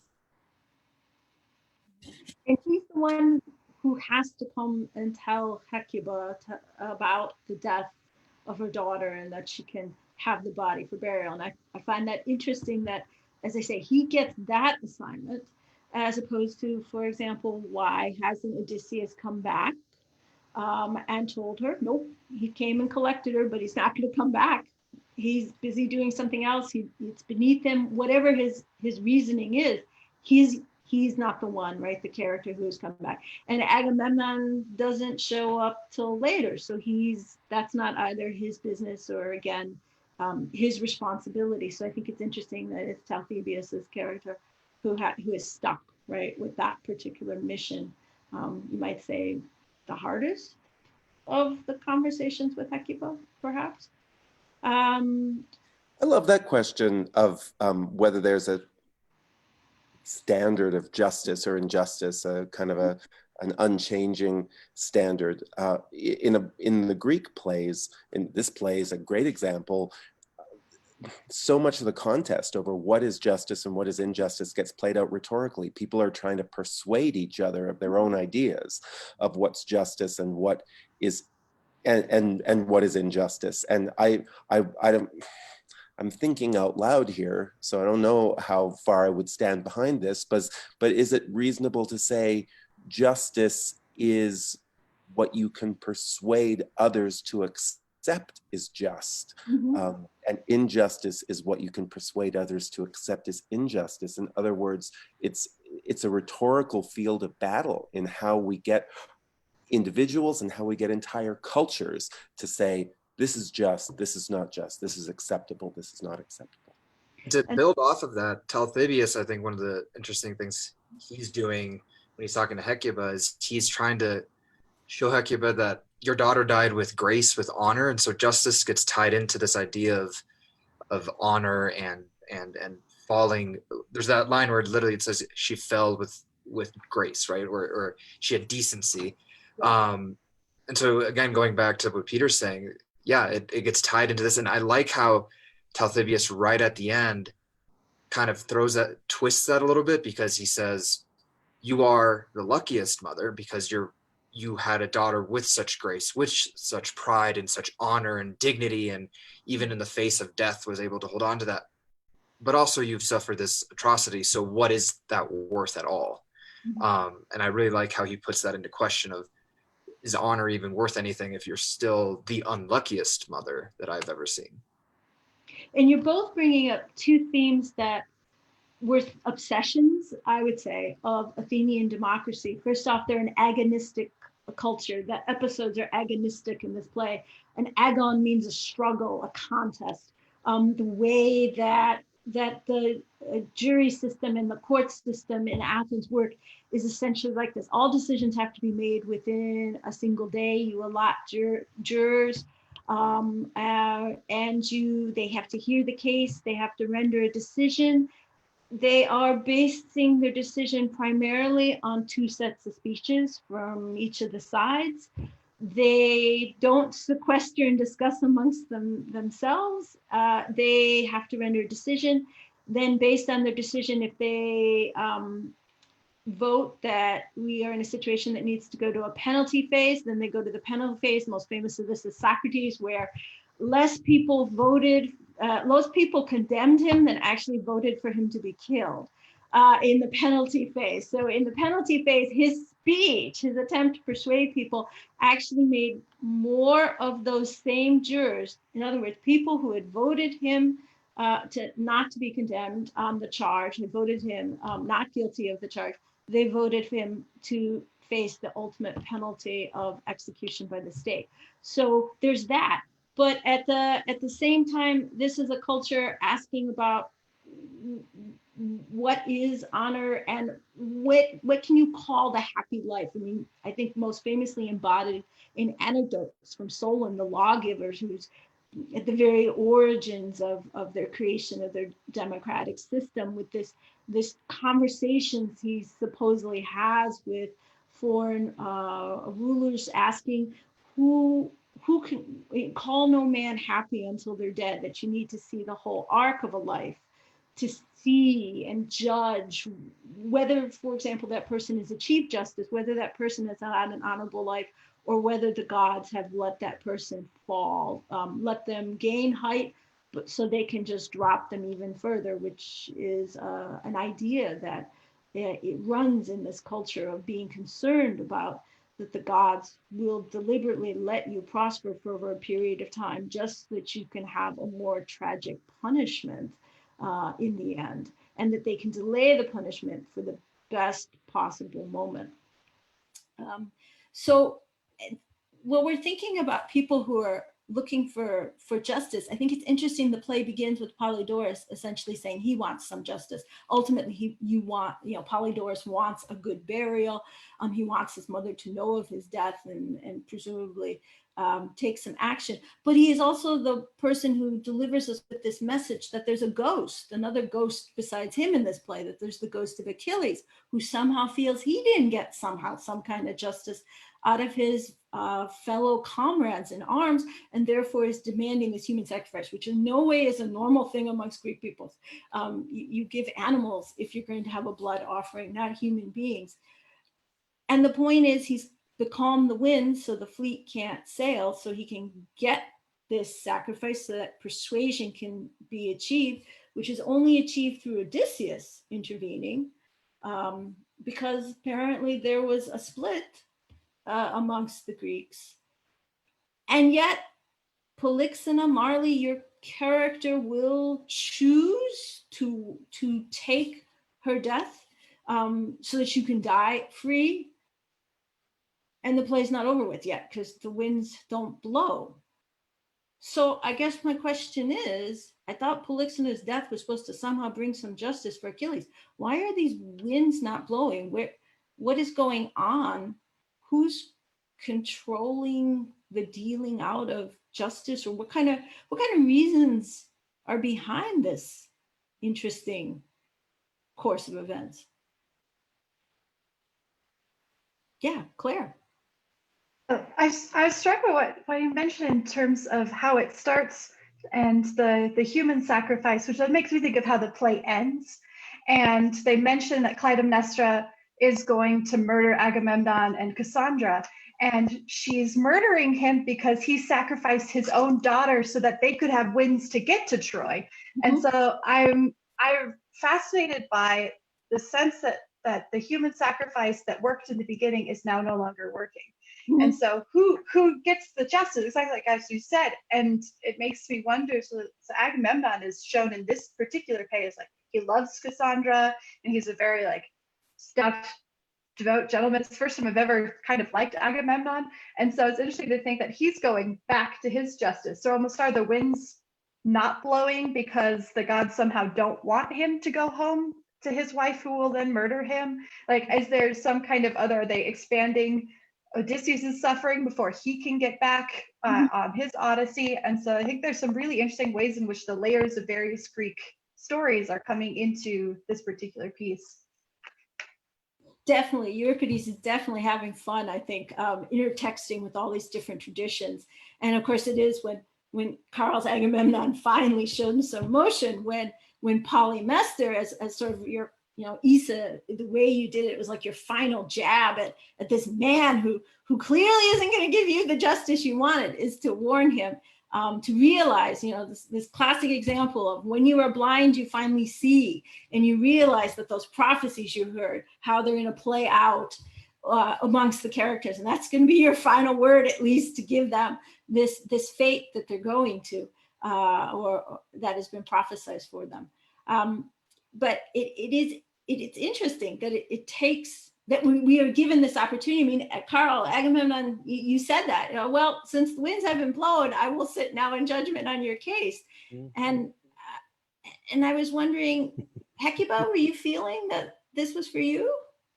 Or right, did you think that of your character here, that somehow you're gaining some power to control the situation? I mean, you go from a victim, I think, in the way you were playing, to most definitely not a victim at the end, to an avenger. What's helping you make that transition? I think that at some point, her daughter Polyxena's speech empowers her in a way that I think she didn't have.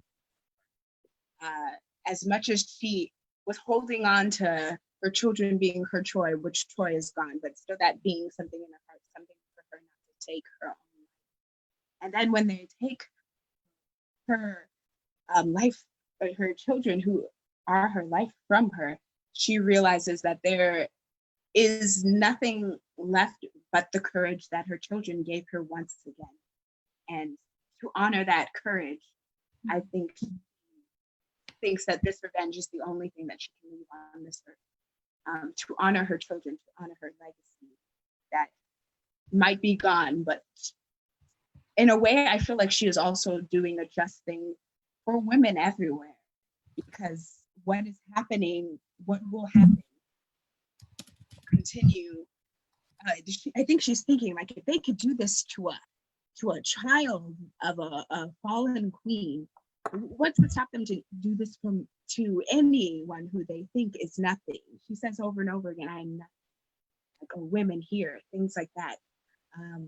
Yeah, and I think it's all empowering to her, and that being the straw. And I honestly, that speech that Polyxena gives is incredible. And great job, Marley, putting it. I just am like, oh my God, yes, give me liberty or give me death.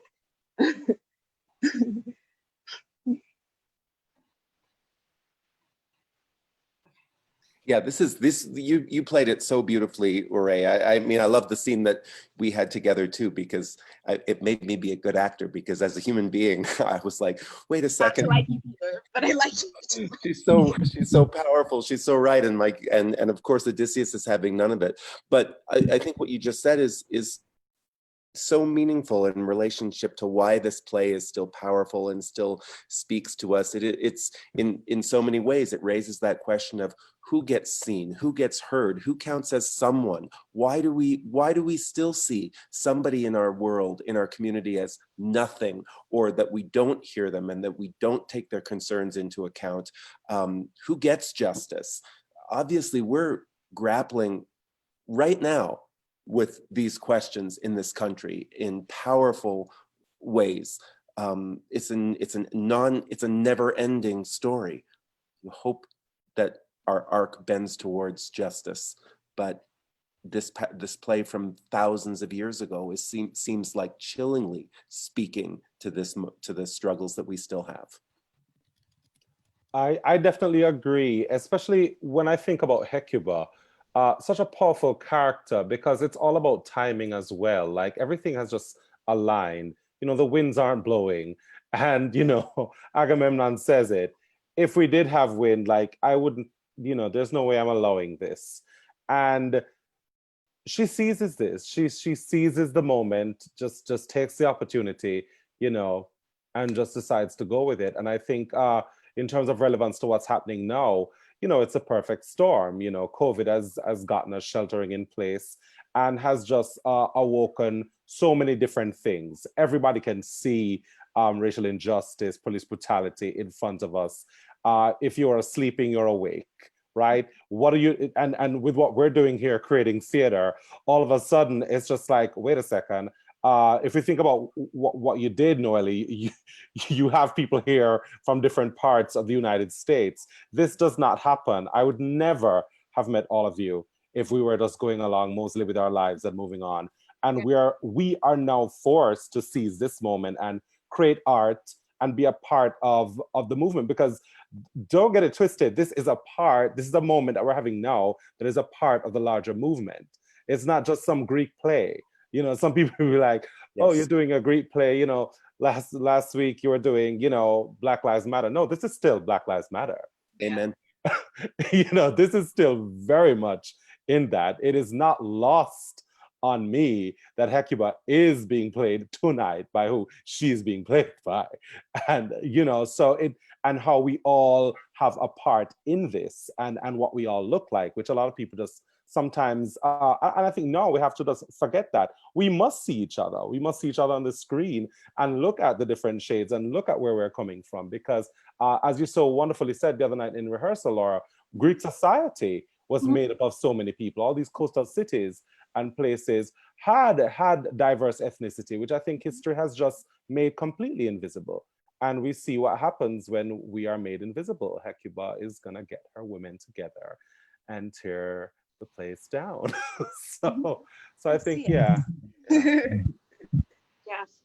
And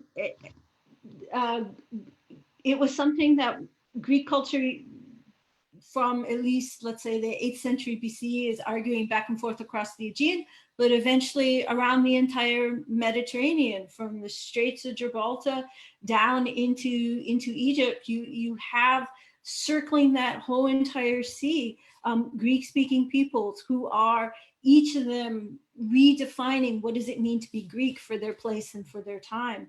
And there's been a question about the ultimate fate of Hecuba, to think about this question of justice.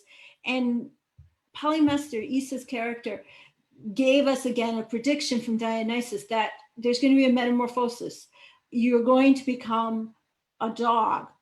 This is not, again, a normal thing that humans regularly have done to them. And there might be a perception, because Polymestor, I think, with the way Issa read that line and the way the English translation there is thinking of this being a pejorative transformation, a punishment transformation. But that's not necessarily the case. And that's one of the things I think is interesting as we get to the end of the play. Why, as Claire, you pointed out, we have this mere situation of a virgin who has to be sacrificed to get winds to blow again at the end of the war. So why didn't this play end earlier? And why do we have to keep going? And we seem to have to keep going, not so much for the ghost of Achilles, perhaps, but I'm very curious if it's Polydorus and his mother Hecuba, who needs to get that power to get the vengeance for her family. When you said to Polymestor about will you have wings, and when he is saying in response to Hecuba that you will have this transformation, I think to the original audience, it'd be very hard not to wonder to what extent Hecuba is becoming a fury before the end of this play. In other words, you're not going to be a slave. The tradition says that this character, the way the Greeks talked about it, this character will in fact never make it home with Odysseus, which is probably a good thing because he's not going to get there anytime soon. He's got 10 more years of wandering. But the point is that yes, you disappear from the world of the mortals as a mortal being, but you seem to be, as Euripides is saying, you're becoming the power that is going to drive this narrative. Hecuba is going to join the Furies and be responsible not just for Agamemnon meeting a fate, but in some sense for Neoptolemus, who is not incarnate in the play as a speaking character, but who is deeply responsible for most of the pain and suffering that Hecuba has been going through in the last, let's say 6 months-ish, because that's how long he's been in this war, that his name literally means new war. And he's been brought because it is fabled that he is needed to destroy Troy. And what he is perhaps most successful at, and that's maybe not the right words, but what he is particularly good at is he's particularly good at killing Hecuba's children, one way or another.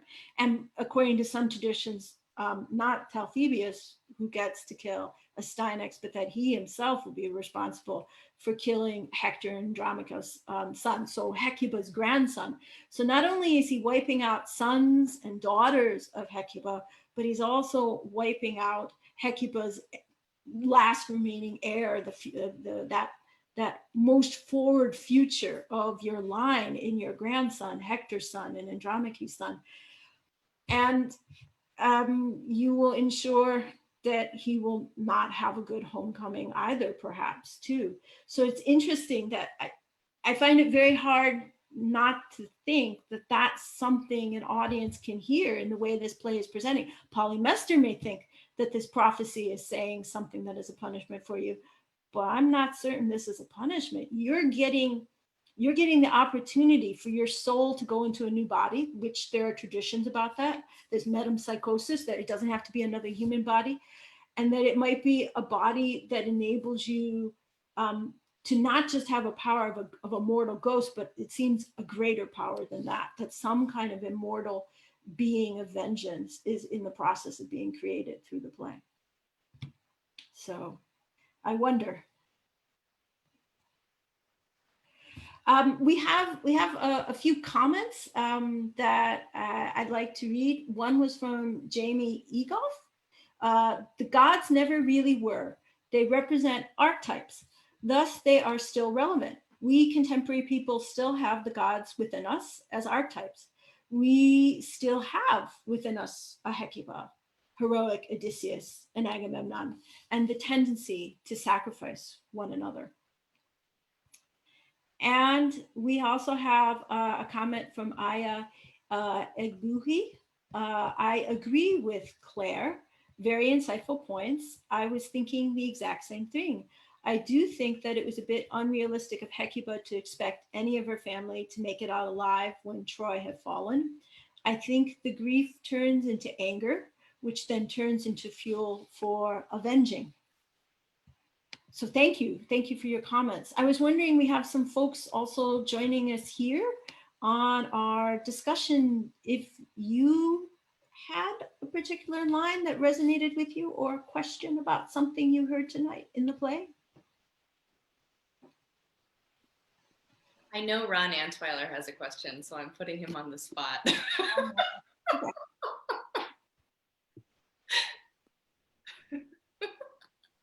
cold, Noelia. It's cold. Thanks a lot.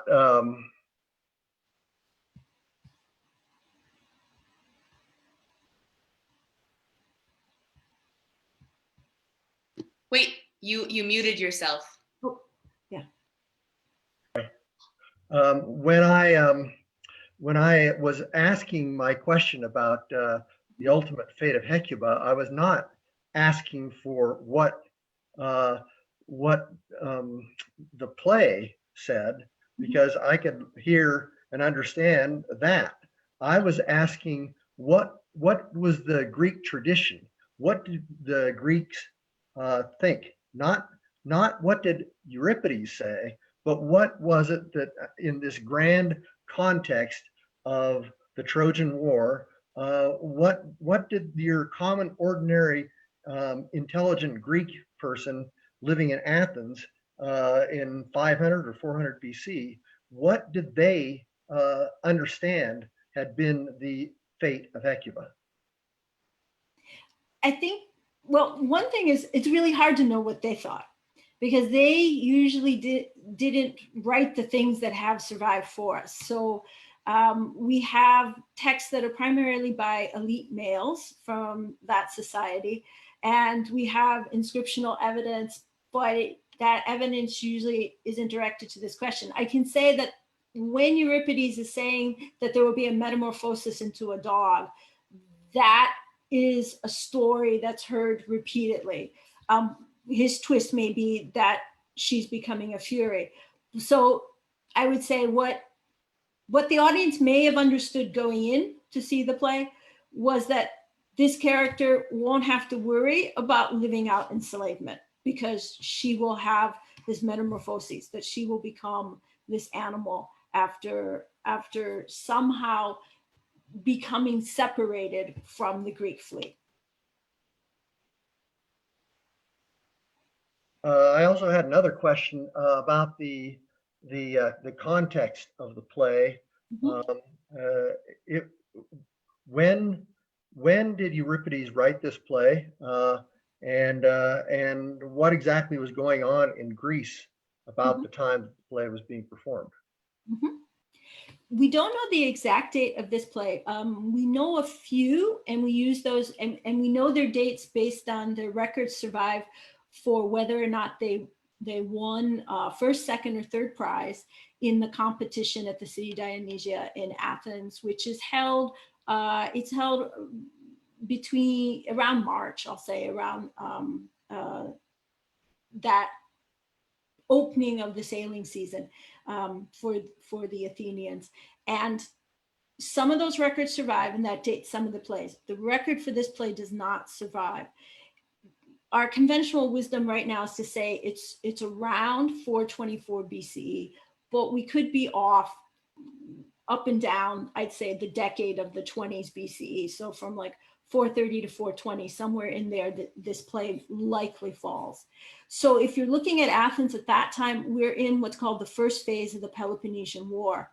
So the question of Dike and the question of Talthybius, of Alejandro has for the characters of how are men who are fighting in this war being asked to do things that they're going to have to live with for the rest of their lives, is very much the situation, because the Athenian society has gotten itself, Athens has gotten itself into a war with Sparta. And it's the two largest states in the Greek-speaking world as far as territories are dragging themselves and their allies into a war. It's very similar to, say, World War I, with the notion of the problems of your allies get taken up by these two greater states.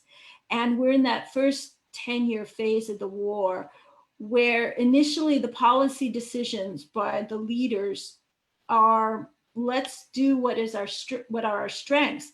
But the result of that is we can't ever have a decisive battle, because as it turns out, what Sparta's strength is to have hoplite warfare. So we do land warfare, and we will invade Attica every year, but we can only stay about 3 weeks. And then we got to get back home, because we have to deal with our harvest, because it's that time of year. Or we have to get back home because Sparta has chosen to enslave its neighbors. And because they're keeping an occupied, they have to keep an occupying force over their neighbors, the Helots in Messenia. So the problem is Sparta can't ever stay very long in Attica. And it doesn't matter if you attack the land of the Athenians, because apparently what they're doing is the majority of them will take off their land. They'll go stay inside of the long walls, these sets of walls that run for miles from the city center down to its harbor in the Piraeus. And because of the long walls, you can't ever stop Athens from having access to the sea, so they can bring the resources they need. And so what does Athens do? Well, they don't invest so much in the land forces. We're going to use our fleet to do raids on the Peloponnesian coastline and the allies of Sparta, the Peloponnesian Lake. So basically they're attacking each other without ever having a moment that's going to decide the war.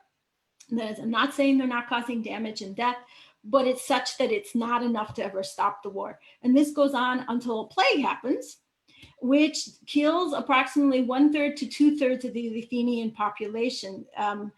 And it includes one of their generals who created the strategy for Athens, Pericles.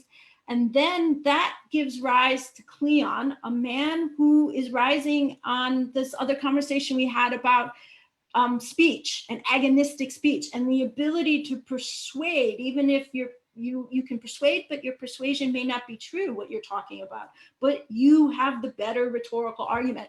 And Cleon is seen as that kind of person because he's not coming from a good old-fashioned blue-blooded aristocratic family, but he's rising on his oratorical abilities.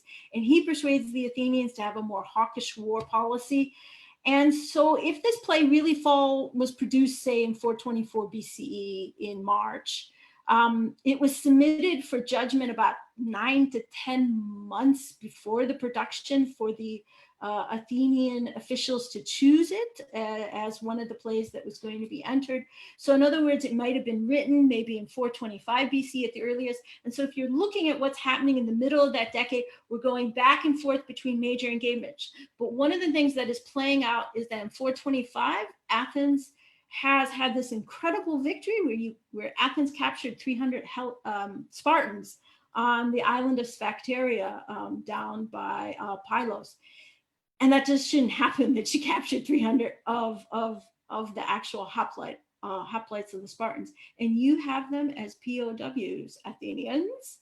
And what are you going to do with them? Because technically POWs are slaves, as you're seeing in the play tonight. And therefore that means these formerly free people are now the slaves of Athens. But Sparta wants them back. Sparta wants to ransom them. And it's going to take several years. So from the middle 425 until Athens has another great defeat with a city called Amphipolis, which is in Thrace. So Polymester's homeland. And again, like I said, 424 is just a date we've given. But if you're looking at this time period, Athens has in its allied, or you can say member of its empire state of Amphipolis up in Thrace, that is an important city for transferring war funds to Athens. It's nearby it are silver mines. That's how Athens is paying for this war. And one of the Spartan kings, there's two kings of Sparta, one of them decides to attack Amphipolis. He decides to have a more hawkish, stop this attacking Attica, go to Amphipolis, cut it off from the Athenian Empire and get your hands on the war treasury of Athens. And then that will bring them to their knees. And ultimately, Athens will try to invest, obviously, in getting Amphipolis back. And in the end, Cleon and Brasidas, the Spartan king, will both get killed in the operations at Amphipolis. And that's when Athens and Sparta will have a negotiation, which ultimately will result in the 300 Spartan POWs coming home to Sparta, because Sparta cannot afford to lose that many men. And so I would say there's certainly at the time, wherever in that decade this play really fell for its production, Euripides and his audience are all living with questions about how do you treat people you're enslaved? How different are they from you? What makes them suddenly the other or the different person? What's the right thing and the just thing? Maybe even what's the Greek thing to do? I don't know if they would think in that way, but certainly what is the right and the just thing to do? seems to be an argument that's going back in the culture. What do you do with these people? And what kind of actions should we continue to take in this war? How long should we keep spinning this war out? And what are the costs of this war to us? Because the strategy, the policy of bringing the Athenians inside the long walls directly leads to the plague being as bad as it is in Athens. It comes in supposedly through the Piraeus, the port, and basically you don't have social distancing. You have families who never were supposed to be living together, literally setting up temporary camps. It looks like any refugee camp you would see today, like on Lesbos, that ginormous camp there, that you have temporary shelters and a bunch of people put together because of this war. And the end result are all these casualties for the Athenians. And of course, from the Spartan perspective, they don't have many Spartans to start off with. They practice eugenics, and they have bad demographics to begin with of mortality rates for children. And you deliberately practice a policy of choosing which children will be raised, and then you put them through a rigorous experience of training, which particularly for the boys can result in further deaths. So every single Spartan life is very precious to them. And that is why they're willing to ransom them back, because there are other theories that you can read at this time that once someone becomes a POW, something somehow changes in their very being, that they are not somehow a person anymore because now they're a slave. One of the idioms used is, it's like wool that is dyed and you can't ever get it back to its original color. And therefore then you shouldn't be ransoming them. And this is a question that goes on back and forth about what do you do in these situations. I think that that's great, Laura. And that just really speaks to your question, the questions that were asked so long ago, why this play and why now, or what Karl was saying about, this play is not separate from the movement, this play being a part of the movement. These questions that you just posed about justice, about determining the inherent value of an other, or what the moral implications of enslavement are. And I think that we must remember that really we can trace our present day back along this very white colonized line to this civilization. And that's why I think it's so pertinent to be telling these stories and to be asking these questions and looking at them through a new lens with every day. Yeah, I know, Claire, you had something you wanted to say. Yeah, it connects quite a lot to what you're saying. Because one of the things that really struck me was the way that both Hecuba and Polyxena get out of it. Polyxena chooses death and Hecuba gets to be transformed.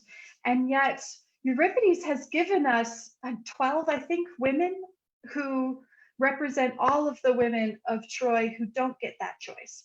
And so there's this really interesting way in which the chorus is then representing all of these people who are then not given a heroic end. They're not given individual lives, but yet I was really struck by the lines where the chorus are talking about their own lives. Like I was going to sleep with my love, and then the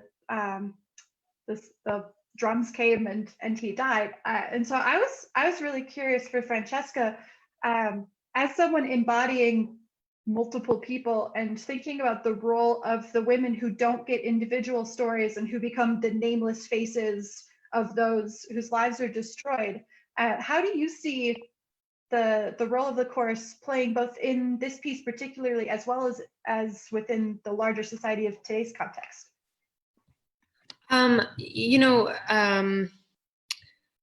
It's really nice to be the everyman. And to represent that. And I think it's the role of the chorus, it is Hecuba's journey, it is Hecuba's sorrow, but then it's a reminder that that's happening everywhere. And there's a reason why we empathize and with the person.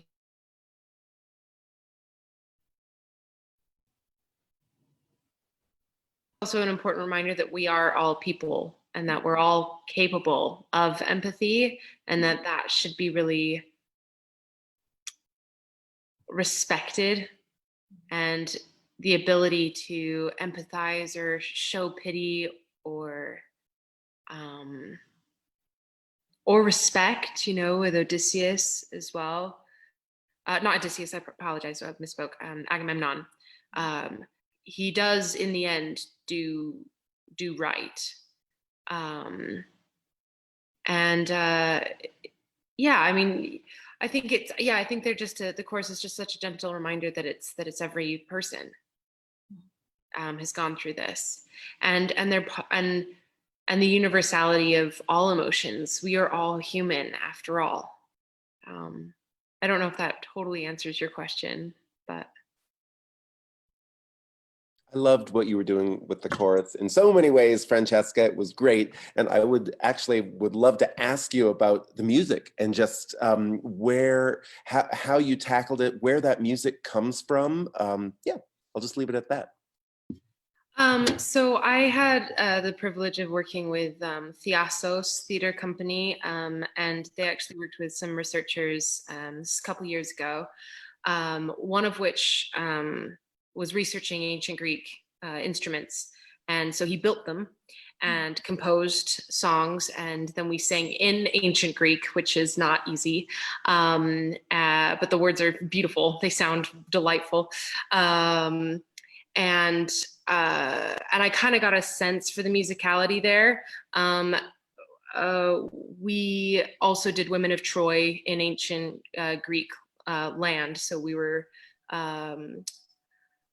actually where it all happened in Messene.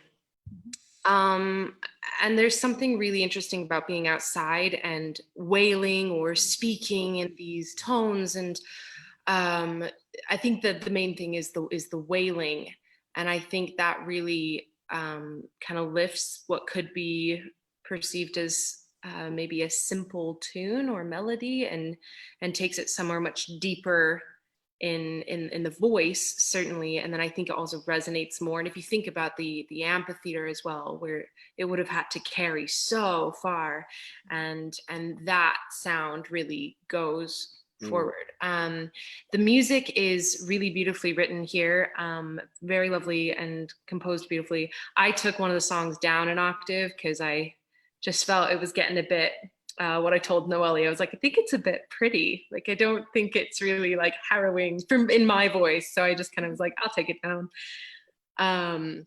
But yeah, just kind of plucked it out on the piano. Definitely made some mistakes, which again, like, we're human. And that's not the point, the point is the story. And I think sometimes the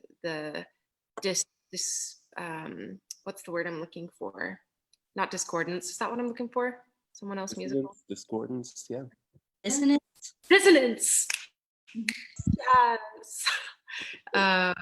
If there were a real chorus of people singing and chanting, it wouldn't necessarily have been, 5-part harmony.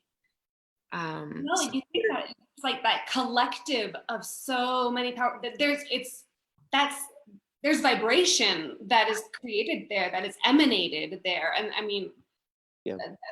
I so wish that we could have been in the same room as you, just to feel that energy, because I mean, it still was able to a degree transcend this medium, which is saying something. So really amazing.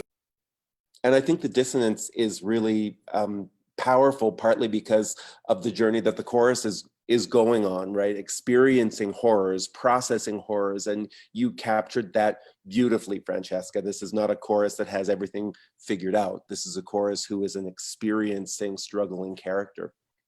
And I think that's why they're allowed to comment, looking at the amount of times the chorus is present in all these Greek plays. They do live and they do learn, and they start to appreciate the lessons learned by other characters, but then they are still experiencing themselves. So it is, I love playing the chorus all day, every day. Like, let's go. especially when you do get to work with a group of people. I mean, like, this is fantastic, just working with such brilliant artists from all over the States. I mean, echoing what Karl said, it's fantastic. But yeah, when you're really moving with a group and singing, creating sound and telling story and really sensing each other so it's unison, and it's unlike anything ever. I love it. Ensemble chorus, let's do it. I am going to take my leave from you now, but thanks for watching, everyone, and enjoy the rest of the discussion. Feel better, Francesca. Thank you, Francesca.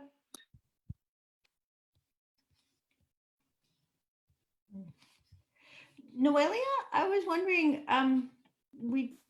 you've been silent, and so and since you put someone else on the spot, Yeah, you go, Laura. Around. So I'm curious, is there a thought you would like to be taking away in the choices you made for this particular play? There's a wide range of ways of looking at these characters and what ages these characters are and who they are. And I was curious how the lines resonated with you as you're making your casting decisions for the play. Yeah, it's a good question. So this was a Greek play that I had not read prior to this, and so I read it, and then I think maybe 2 days later, George Floyd was murdered, and then I read it again, and then I thought, to me, the casting was really obvious that it needed to be a person of color playing Hecuba. In an ideal world, it would have been directed by a person of color. The timing was not right with this particular play, but I do think that, to me, I mean, as Karl said, it was the sort of, there was no other choice in my mind. And I've known Ure for years, and she's unbelievable. And so I thought, I don't know, I don't know, as a white woman, I don't know, if that was an unfair burden to put on her or not. And Ure, you can answer that or not. It's not, I'm not asking for you to like relieve me, but it is, for me, it was like this incredibly timely moment with this, with these words that resonate, and with Ure, who I think is an unbelievable actor. And so I just thought that they might mesh well into this sort of horrific harmony. Yeah, that's sort of my thoughts about that. Thank you. Same for you. Same for you. I feel that way. I honestly, again, had not read this. So when I did read it, and those words of like justice coming out, I read it the first time and was weeping, sobbing, because I was like, this is so relevant. Being able to say those words out loud in a climate like this, so much that had happened, I had felt so honored and so, yeah, to not make it heavy, but there was something about it, to be seen in this way, to be able to tell this story. It is so relevant. It could have been so many other stories that from years that have not been written down, similar, so to have this idea that it could be a woman of color, and me, other than that, it expanded my mind, definitely, to read it over and over again, see what exactly it was she was saying, what it was that was trying to say, how relevant is an excellent choice for a lot of Greek writing. It does talk about this, talks about wars. It's a lot of things. They don't talk about the slaves, the disenfranchised people coming out and speaking as a person. And this woman was, because she was a queen first, but she was empowered by her struggle, and by that made a whole other made herself a queen of something else. To go back, this isn't to this question, but what Peter, or no, sorry, I think you were talking about it, Laura, this when you're talking about this is Ron's question, like what they think happened to Hecuba. In my own world, or like in my mind, I thought that when she got her children, putting them on the flames, that she just would have thrown herself. Burning up everything. But when you said that about her turning into a fury, I imagine the same thing, except that fire being a phoenix that emerges, this mother turned martyr, especially now, because I've been following and so much with this, even this, and this is hard, but I watched some of the mothers of the children, of some of the victims of police brutality, and they have this thing called the Circle of Mothers. All of these mothers have been brought together because their children were killed by police, or whatever. It's too parallel. It was just so the connections, and to be able to do this felt so spot on and felt great. It was a gift, really, to have been a part of. So thank you. Well, and we were gifted to have you, and I feel especially lucky that I got to work with some new people. Marley, I hadn't worked with you previously, and I feel so lucky. You're such a treasure and such a talent. And then Karl, I got to like bring in my friend, which was amazing. And then of course to everybody else who I have previously, I mean, I haven't worked with Alejandro either. And so to bring you in was really exciting. And then Isa, obviously, I think you're amazing. And Peter, you know, I love you. And so it was just so nice to sort of have this, you know, just again, hearkening back to what Karl said, but just this mashup of all of these really wonderful artists, most whom I know and some whom I've worked with and some whom I haven't. And I don't know, it was just, I don't know, I felt very, very grateful to Anne and to Relative Theatrics and to, I don't know, just everyone for doing this one. Yeah. I mean, I think that there's something so wonderful about the cast that you assembled for this, Noelia. You know, for last month, we had an all-female and non-binary cast. This time we have a wide range of representation. And I think that that is so pertinent and something that's really important to me in a sense. Like Relative Theatrics is like, you know, for 7 years, we have done contemporary plays, nothing classic, everything that is new. But I think that there is just as much merit in this, especially when you think about how these plays were originally performed, where you are seeing all of the old white men who don't allow women to have a voice, who don't allow slaves to have an opinion. You've got Aristotle basically saying that women are inferior and slaves are worse than that. And so then for us to be able to give them these voices now, I think it gives an entirely new meaning to these words and really helps us reflect on the values that we want to uphold and the things that we need to change. So I just want to thank you so much for assembling this phenomenal crew. I thought that this was just such a gift. I actually have a thought kind of piggybacking off of basically, you know, what Anne said and Karl and everybody else. It just makes me think at my time as a theater major at UW in my theater background in theater history classes, shout out to Patrick Conesco, we would always ask, or he would always ask us when we were like analyzing a play or doing a play, why this now? And I think that it's really important that question be asked for this show that we did.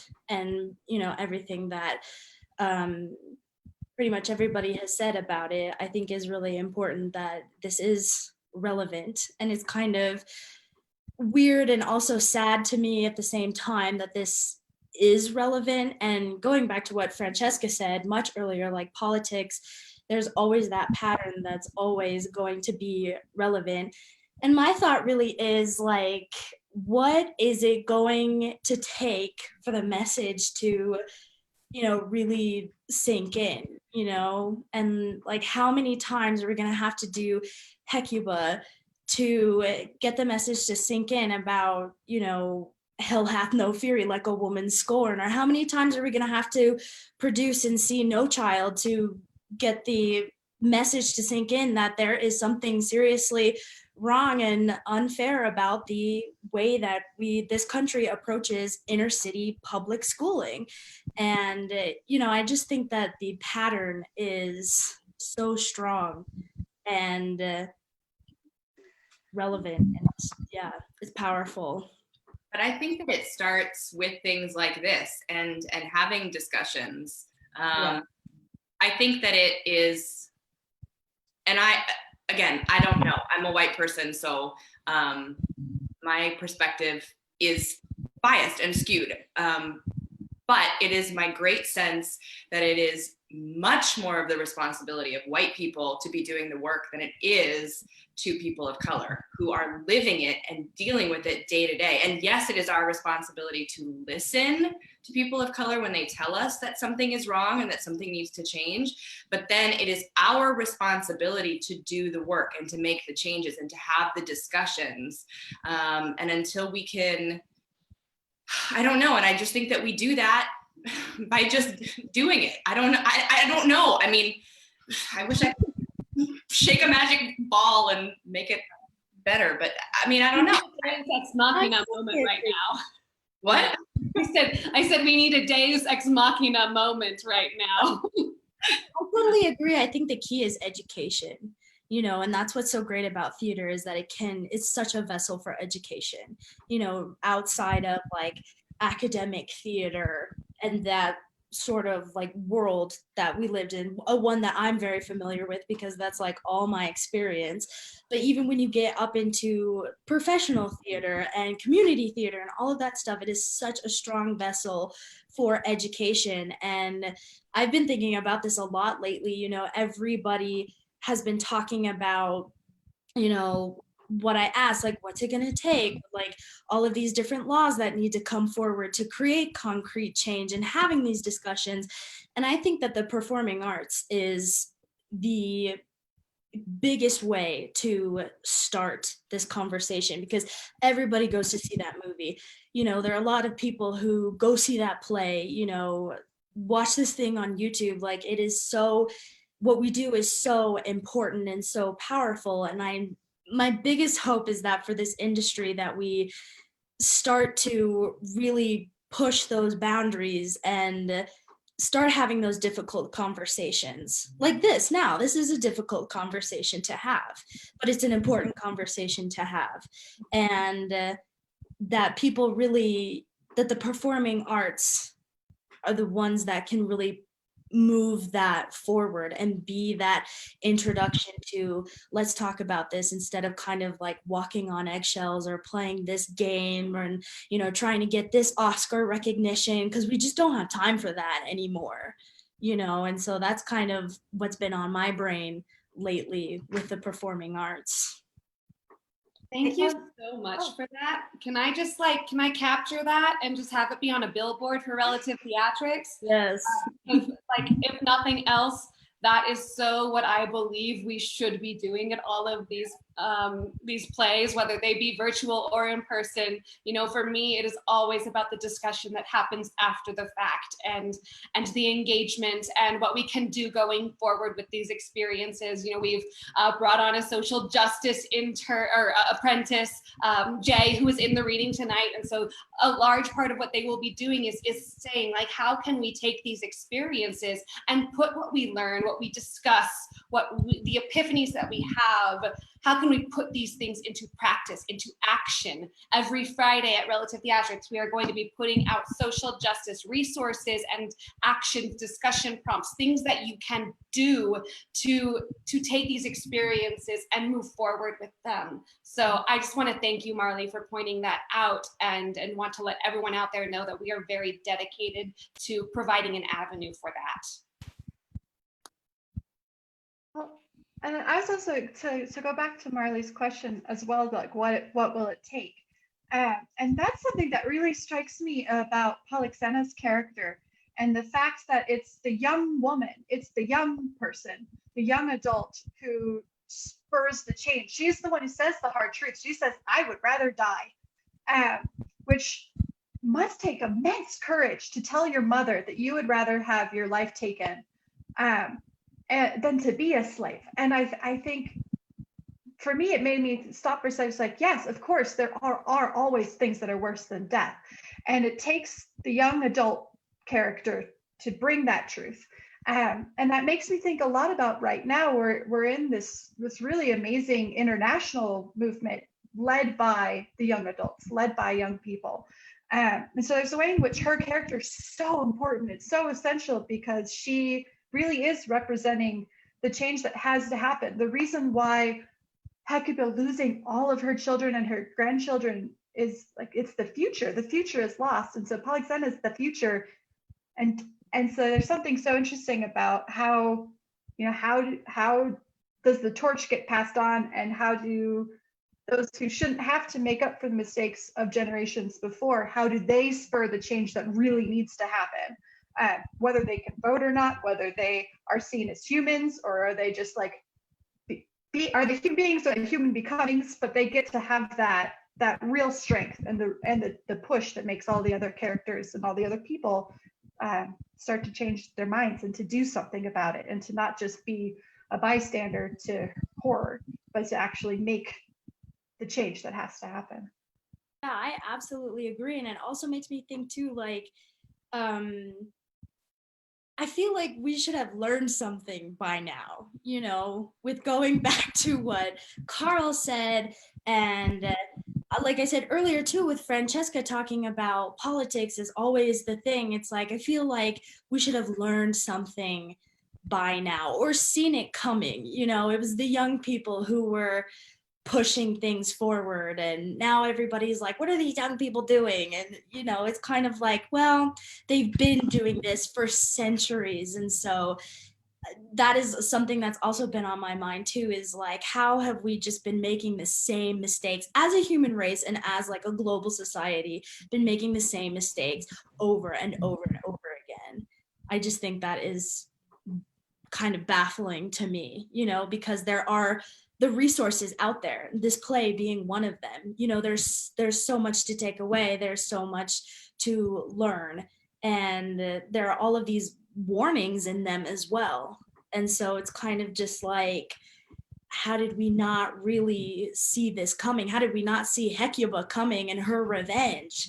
And I think also too, with Hecuba, it's like, and what was said earlier about like the mothers and the Black Lives Matter movement, it's like, you take a child away from their mother, how do you not expect those repercussions to come through, and to come through so hard? And also with, how do you not expect people to just be pushed and then eventually not push back? That goes against our just natural survival skills, human behavior. It's just a thought that I had throughout this entire show. And if I could build on what you're saying, Marley, your Polyxena has affected Hecuba, because in the end, she will choose to die, or she'll at least choose to leave the Greek fleet, because Polymestor, again, I think meaning to upset her, says you're going to jump into the ocean. And when I read that, it's very hard not to hear of all the women, say in the Middle Passage, who make a choice to jump into the ocean to get out of that situation, to take control again of their lives.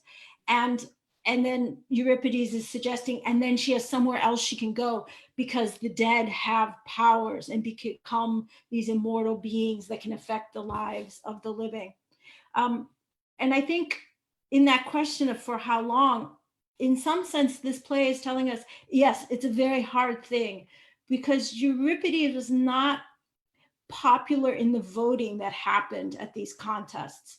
He won very few first prizes. His plays confront these issues that he's living through, that his people are living through, that a younger generation is pushing with an older generation, with different Greek peoples who would have been present at the city Dionysia. It's not just going to be the citizens of Athens. There may not be many females present. That's a debate on how many females are in the audience. But this question is in his lifetime, I guess one way to look at it is his words were hard and people didn't want to vote for them. But he has the most plays extent of the three great tragedians whose plays actually made it out and to us. And his plays get performed the most. So there's something about him that he keeps finding, however long it's taking him to build a critical mass of audience, to hear his words and to act on his words. So that's something also maybe we can take away from the play, that it's a hard thing to affect that change, but that if you can keep at it, there can be some levels of success and building over time to get more, to hear your words and to have an effect from your words that you were hoping perhaps to have. I want to again thank all of our actors tonight and Noelia for their wonderful performances, their fierce performances, for this wonderful discussion.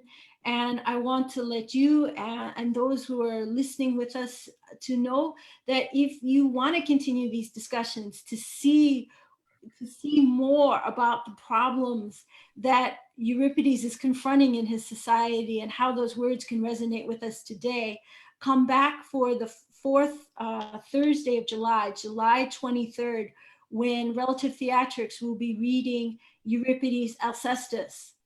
So what if God gave you an opportunity not to die? But the catch is you have to ask someone else to die in your place. Who would you ask? Would you want to ask anyone? How would you deal with that? So that is the play that we'll be dealing with then.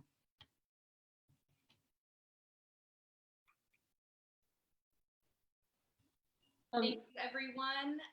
We're going to just wrap it up. I was just going to say, this is probably not politically correct, but I was just typing in the chat box. I'd ask Donald Trump to die for me, but that's fine.